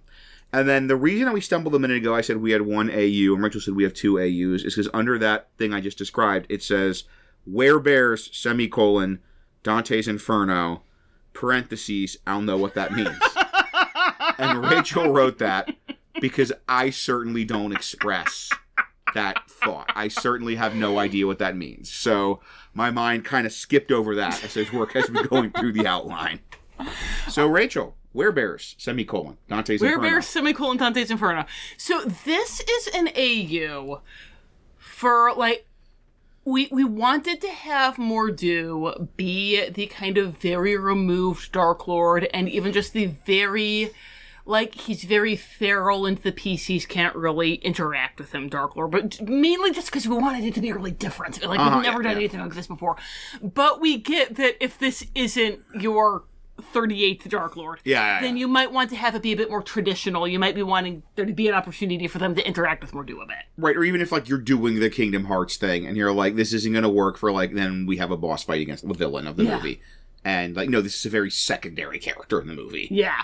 So this is a possible AU that might get Mor'du a little more involved. And also, if you've been listening and saying, oh, when are they going to have the AU where Merida's the Darklord? Merida's not the Darklord in this because we couldn't figure out how to make that work in a way. We thought about it. We thought about Darklord Merida. And we couldn't quite figure out how to make, because, like, what's she doing? What's her goal? Like, what's the, like, But this gives you a possibility for evil Merida if you want to do that.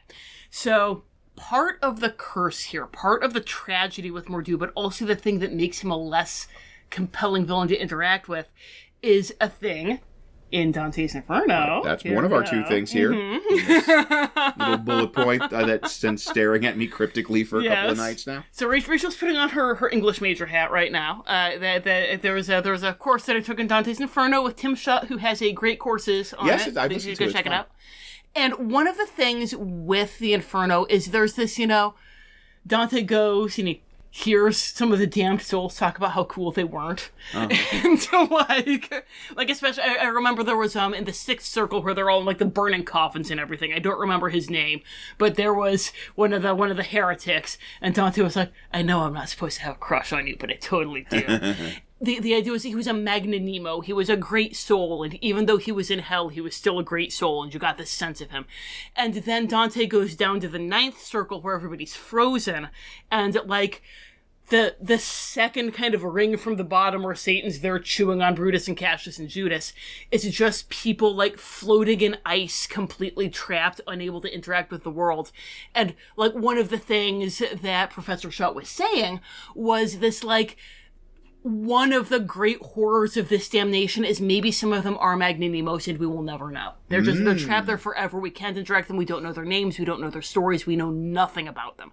And that's Mor'du's torment in a nutshell, right? Mor'du has this kind of, like, this great Byronic, epic, like, gothic story. Right. but he's a bear. He's a big bear. All I can say is rawr. All he can say is rawr. It's a very highbrow episode. I know, right? So if you want to interact with Mor'du the Magnanimo, then this is the is the AU for you. So, well, if you want to do something with that, the one possibility, we mentioned the idea that when people are turned into bears, then Mor'du has influence over them. You know, he's not, like, commanding his bear armies, but he's, like, you know, bringing out the worst in them, making them just the most, like, vicious and feral bears possible. Right. And if you want it to be that he has kind of more of that, like, typical darklord, like being very actively malevolent and everything, like trying to gain power, it could be that after they completely fall under his influence, then they become werebears. Ooh. And they can turn back into people. So, like, Eleanor can turn back into a person, and he sends her into the court, and she's a sleeper agent now. Ooh. And she's just going there, deliberately spreading dissent, and, like, trying to make war break out. And in this version, you know, if you wanted to have evil Merida's not going to be a werebear. She wasn't turned into a bear, but if you have this idea of this, like, malign influence that Mor'du is putting out, the fact that Merida's gotten herself tangled up in all of this bear nonsense. Right. Like, you could have just, if you really hate Merida, and I know some people hate Merida because the whole movie's her fault, and if you're one of those people, then you can have it be that she's just kind of got Mor'du's hooks in her, bringing out the absolute worst parts of her personality, and she is the version of Merida in a fanfic written by somebody who hates Merida. This is nice because it is just pinging off of that idea of Mor'du casting his shadow over the domain, but in a more, like, traditionally Darklord active way. Yes. And then since we have introduced this idea of werebears, then maybe there could be something like, well, on, you know, when the full moon lands on the summer solstice, which happens to be when your PCs are in DunBroch, that is when Mor'du becomes human again for a single night. And then they get the chance to, like, actually interact. Right, you'd have your classic Darklord, you know, grandiose social interaction. Yes. So if you want to have grandiose social interactions with the Darklord, and possibly think about Dante's Inferno while you do it. Yeah. Here you go. So, we have given you versions of this story for younger players, for older players, for English major players. That's me! And now let's give you our parting thoughts in a section we like to call Parting Thoughts.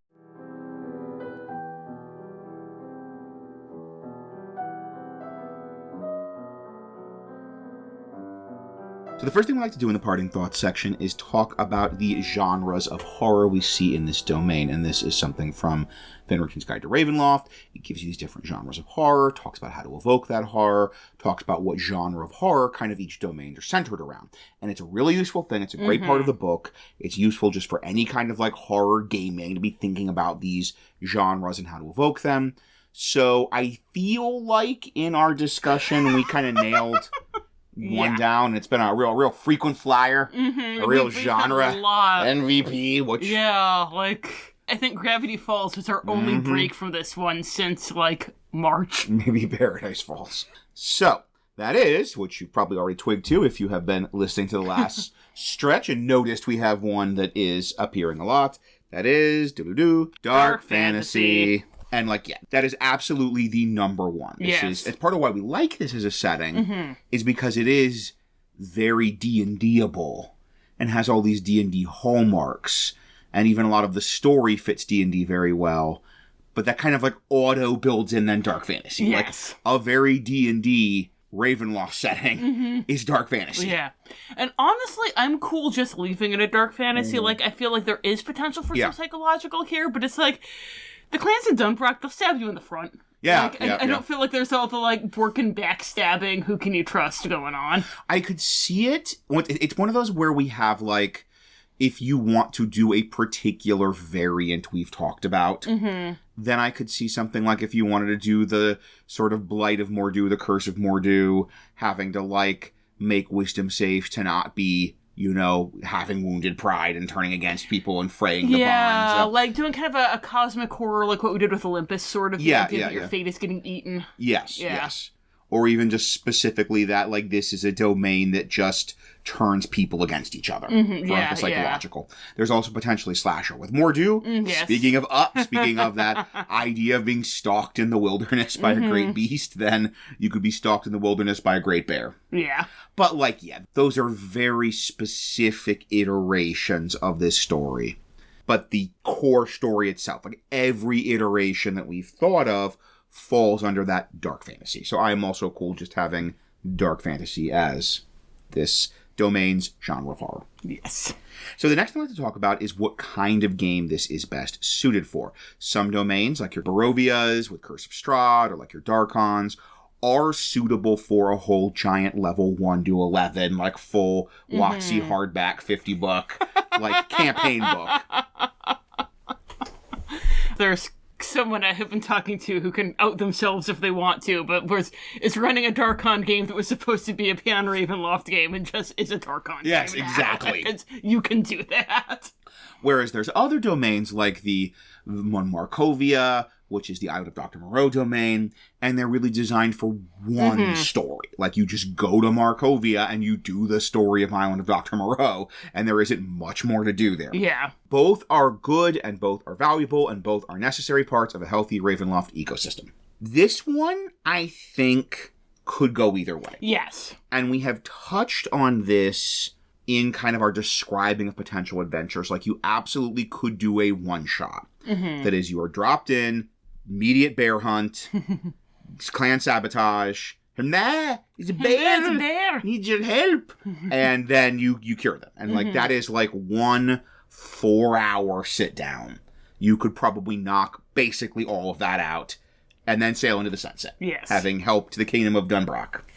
But there's also potential here with this political situation and this kind of wider nation, and potentially these like other sort of things bringing the PCs in, like a Highland Games type thing, for a wider, like, multiple session. And, like, especially if you're really into Scottish mythology and you're just champing at the bit thinking of all the cool fae that you can bring in, and just, there's a lot that you can do if you want to just run a spooky dark fantasy Scotland game. Absolutely. Then Brave makes a phenomenal backdrop for that. I think everything we've given just kind of from the movie itself isn't quite a level 1 to 11 Watsy hardback, but it's like half of that easy. Like a level 1 to 5 or 6. I do recommend, again, it's just, it was not my cup of tea. No shade on it, it just did not grab me. But the sequel novel, Bravely, it is expanding on DunBroch a lot. It's bringing in some of these, like, gods and fae and some other families and stuff like that. So if you're interested in doing a 1 to 11 game set in DunBroch, but you don't quite know what that'll look like, Bravely might be a good place to start. Yeah. Brave itself, the movie, isn't a full level 1 to 11. It's like a lot. It's more than a one shot. It's a, couple of weeks, if not months of play adventure. But then if you just use this as a framework for a lot of like your Scottish mythology and Scottish legend, easy 1 to 11. By the way, everybody, please come at me, please, with any dark fantasy Scottish recommendations you have for me to read. That are not Bravely. Like, there's so much England, there's so much Ireland. Give me my Scotland. Like, lay it on me, please. I'm begging you. This is your homework. Go. Something Kelpies. So, speaking of all the sorts of mythological critters and, magical horses that drown you type things, is there any older Ravenloft material you could perhaps draw on if you're like, I love the idea of doing a dark fantasy D&D Scotland story, and I want to do a full level 1 to 11 campaign here? There absolutely is. So when we're talking about those like outside invaders and outside threats and everything, if you've been listening to us for a while, or if you're a grognard coming in with your own knowledge, then the first thing that comes to mind for that might be Falkovnia, because boy howdy, Vlad Dracov loves being the outside invader. Like we mentioned that he's kind of like the perpetual motion torment machine potentially from Mononoke Forest, and he could serve a similar role here, but there's an even better domain to serve that role here, which is Forlorn. Because Forlorn is the Scotland domain in the original canon. It does get like a 1-paragraph write-up in Vanderton's Guide to Ravenloft, but not very much. And the whole thing with Forlorn was that it's like... It's like the domain we talked about, Gnosis, with the pollution guy whose daddy was a druid and didn't love him, but like actually done right. Hugged trees, but not him. Because the whole thing with it is Tristan Atblank is a Dhampir, And he's the Dark Lord. He's like a Dhampir ghost guy. He's the one who's too complicated. Yes, he's yes. a Dhampir and a ghost at the same time. And, like, he was raised by druids, and as his Dhampir nature, like, started asserting itself, he's undead and a sin against creation. So the druids were talking about what they should do about him, and he decided, you know what, I'm going to, like, preemptively kill my adopted mom before she kills me. And she cursed him, and he's like, if I destroy all the land, if I cut down all the trees, that will weaken the power of the druids and break my curse. And, like, that's an actual good motivation. And so Forlorn, it's like, there are a couple of druids still hanging out there. There are very few humans in Forlorn. Most of the living beings in Forlorn are goblins, because Tristan Atblank has a cauldron, not a cauldron that dead things come out of. I know that's the first place where I was going to go to a Disney podcast, but it's not that. It's like you put people into it, and they come out as goblins, which the Ravenloft goblins are like enslaved to their creators, horrible, twisted little race that eats your face. Yes, this is goblins with a Y, who show up in the Veneranter's Guide to Ravenloft as that, like, hacking monsters example. Yes. Of face eating. So, I don't remember who it was, I apologize. Somebody on the Discord described them as, like, Uruk-hai, but for humans, and that's a very good description. Is they're instead of, elves got tortured into becoming orcs, humans get tortured into becoming goblins with a Y. And if you have DunBroch and Forlorn border each other, because they're both Scotland, it makes perfect sense, then maybe you could have something with, like, Tristan Atblank is trying to spread this destruction into DunBroch, because he's hoping that'll weaken the control of the druids. He's running out of humans to turn into goblins in Forlorn, so he's sending these goblin raiding parties into DunBroch to bring back prisoners. That's good. Like, there's all kinds of options there, so you could have it be that just the clans have to regularly unite to fight off goblins. And I think, fun.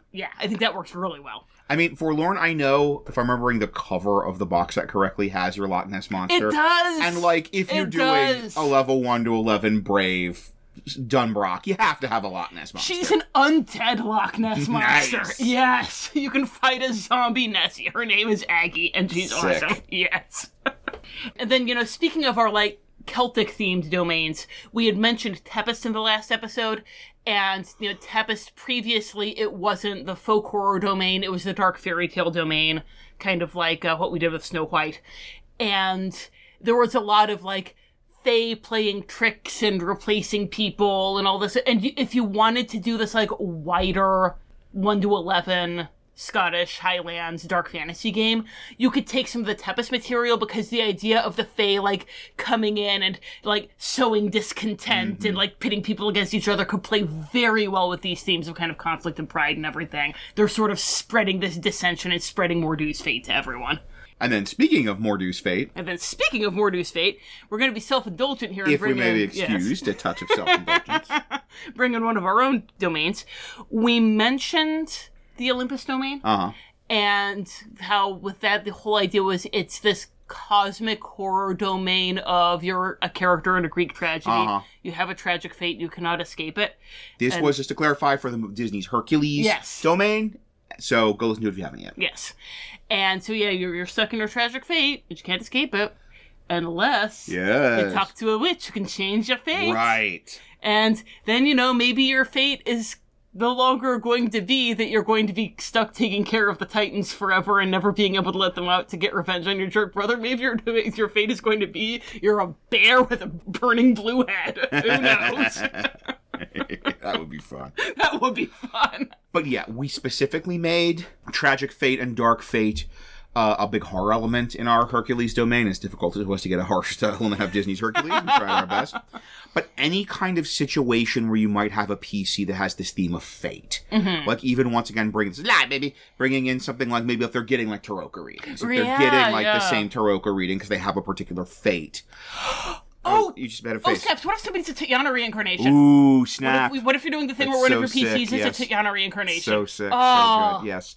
And your fate is you're going to be killed by Strahd. Yes. And so then you hear through the kind of occult grapevine that in this place called DunBroch, there is a magic with the power to change your fate. Straw's not going to be after you anymore. Because you're a bear, yes. But you know what? I choose the bear. Right, yeah, win for Tetcha. That's a moral victory. Yes, no. If I'm going to be in the forest with Straw or a bear, I choose the bear. So. No. Yeah, I know that's a lie. I know that's a lie. I was going to comment to that effect. We had a whole episode. If you listened to the AMA on Patreon, you know. That's not correct. But many people would. The average person probably would. And truly the correct and healthy choice is the bear. So, it's not just self-indulgent, bringing in our Mount Olympus, our Hercules domain, but it is something that could have a bunch of potential connecting to like previous like PC backstory or themes or stuff like that. And then finally, we'd like to wrap up our parting thoughts section talking about the strengths and challenges of running a DunBroch, a Ravenloft game.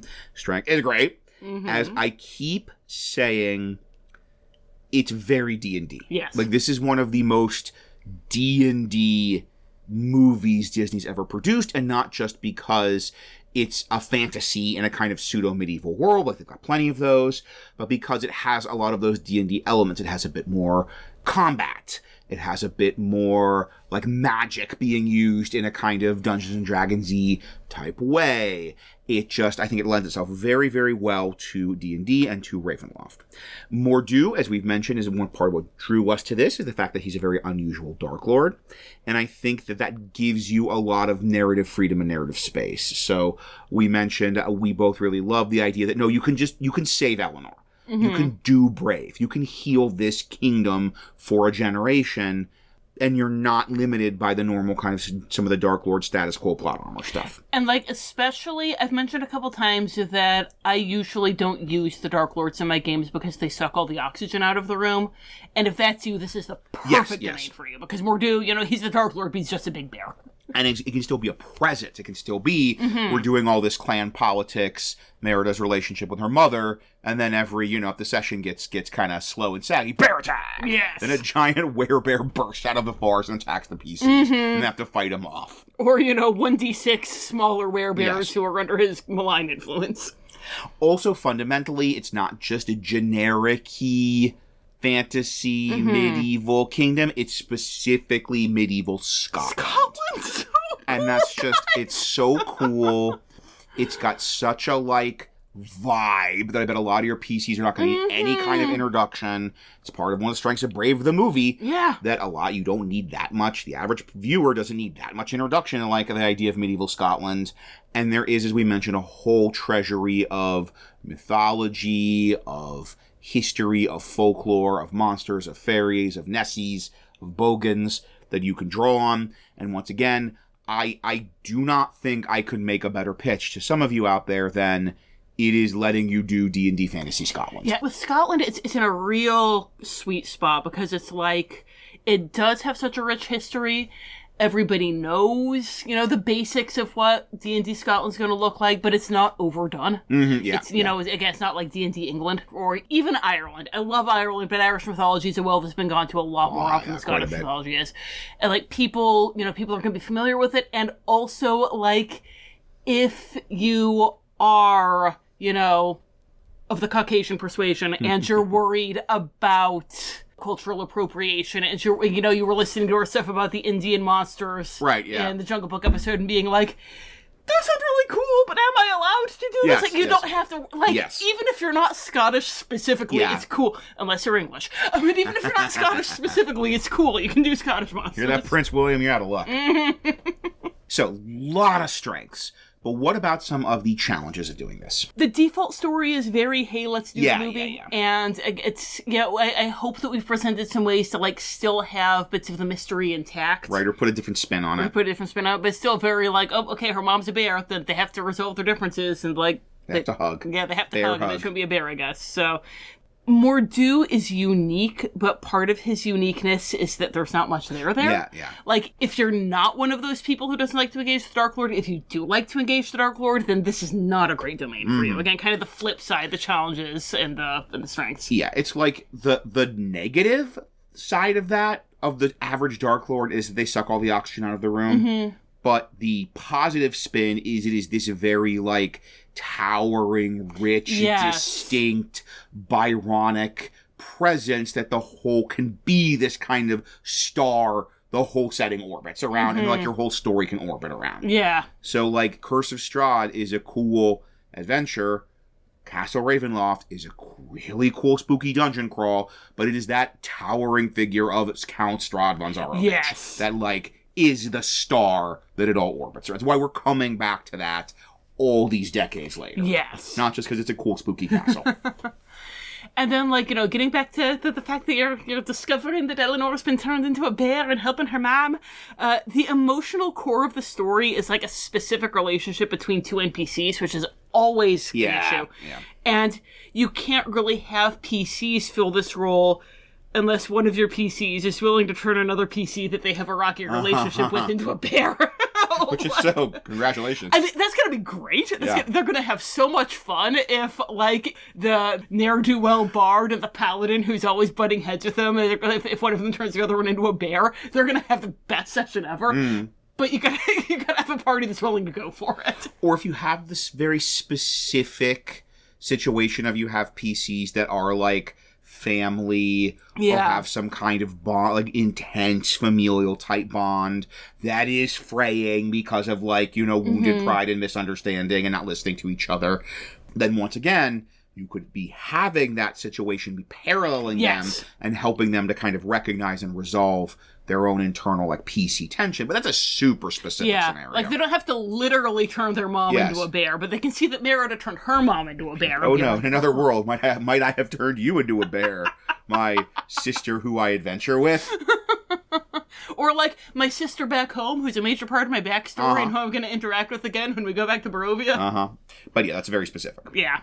But overall... Yeah, this is real strong. It's Dark Fantasy Scotland, guys. Yeah. It's Dark Fantasy Scotland. I don't know what else I need to say. Like, pretty much all of our challenges are like, there's a version of this that doesn't have that, and you still get to be Dark Fantasy Scotland. So, if you are excited to run a game in Dark Fantasy Scotland, or if you know some good Scottish mythology-based dark fantasy fiction... Please! How could you let us know about that? Well, you can email us at wonderfulworldofdarklords@gmail.com. You can find us on Facebook, Tumblr, or Patreon at Wonderful World of Darklords. And on YouTube, where our comment section is very hoppin', we are just Wonderful World of Darklord. And if you like how we adapted Brave into a Ravenloft domain, which I think we did a pretty good job of that, not an obvious fit for a Ravenloft domain, then you can find horror movies, which are more obvious fits for this kind of thing, that I've adapted into one-shots. Some of them are specifically for some like Curse of Strahd. Some are more like setting neutral, just here's a random village that Michael Myers is lurking around. And if you are like how we are sensitive to potentially some of the issues of doing this with younger players, then we have a couple of resources on DM's Guild for running more like Halloween horror spooky stuff with younger players. Your Nightmare on Elm Street mod should be coming up. It should be, yes. So, by the time this drops, I should have, we'll edit this if it's not the case, but I should have my adaptation of Nightmare on Elm Street available on DM's Guild. We'll link it in the show notes. It's going to be specifically one of the Curse of Strahd ones I mentioned, but I am going to have a sidebar about making it generic, which is pretty easy. Just make the village not in Barovia. And Lord willing of the Crick Don't Rise patrons, we will finally have part 1 of the Nightmare Lands Book Club of Dread to go along with that. Yes, indeed. And then, going back to that subject of spooky things for young people, I have a picture book, Mother Ghost, Nursery Rhymes for Little Monsters. It's 13 classic nursery rhymes written to be about Halloween, so that's coming up. And then I also have several short stories for adults on my website, www.rachelkohler.com. I don't think any of them are specifically Scottish mythology, but 99 Cent Dreams does have the Fae. Yes. So. Until next time, thank you for listening. Happy gaming.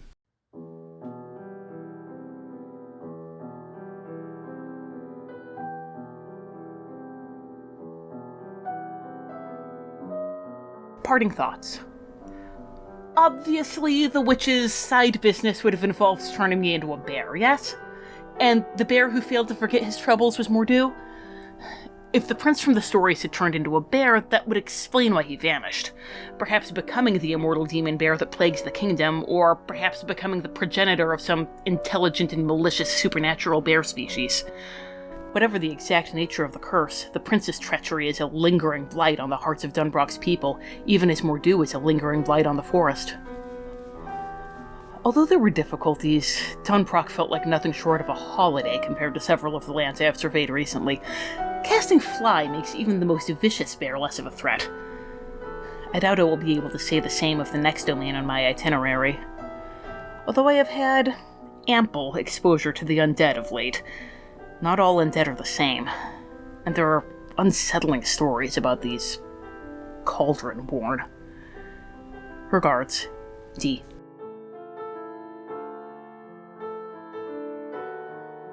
Though his power resides in the realm of dreams, Mill Cypher's influence does not extend beyond the borders of Gravity Falls. You have nothing to fear from that insufferable grifter, little scholar, especially considering your patron does not sleep. Power I could grant you, should you desire it. There are many possibilities as to why you may be experiencing restless nights, and I'm afraid all I offer you currently are conjectures. An overabundance of stress certainly would seem to be the case when we last spoke. Another potential is the fact that you have fully embraced the wild magic that infects your blood. Accessing such powers often comes with unforeseen consequences.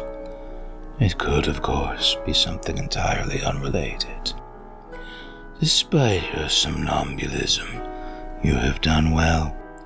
Not many would have been able to deduce that Mor'du is the same eldest son from the common folktale of DunBroch. The truth is difficult to uncover in these misty lands, and when oral histories are involved, nearly impossible. And when one must obtain the account from a bard, prolonged torture session with the Titan sounds infinitely preferable. I suspect the old woman you encountered may be one of the Shadow Fae. Her intentions were not malicious, and her belief that bears, with their simplistic lifestyles, free from the burden of human emotion, aligns with the twisted logic of the Shadow Fae. They often gift immortality and unburden mortals from their grief, heartache, disappointments. When they're done, what is left is nothing more than the husk of what they once were. For the Shadow Fae, this is perfection. To those who once knew them, it is a fate worse than death. How many bears wandering the woodlands of DunBroch were once mortals she freed from the morass of human emotions? Mor'du may be the most human of them all, holding on to his rage. Yet he shall never know peace as the true fate of those trapped within the misty borders. His wounded pride is not something that can be easily mended with a needle and thread.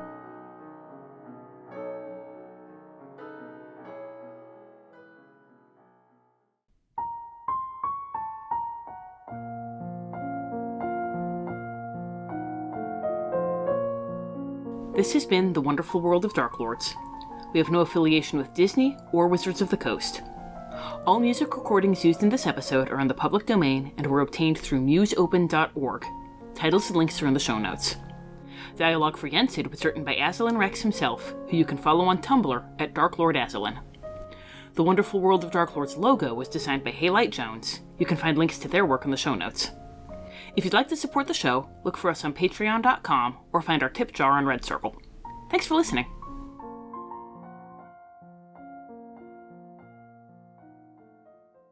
Like, you just go to Markovia and you do the story of Island of Dr. Moreau, and there isn't much more to do there. Yeah. Both are good. Both are part of... I don't know what that was, wasn't it? Okay. Both are good. Something fireworks? It's July 26th. Happy Cuban Independence Day! I don't know.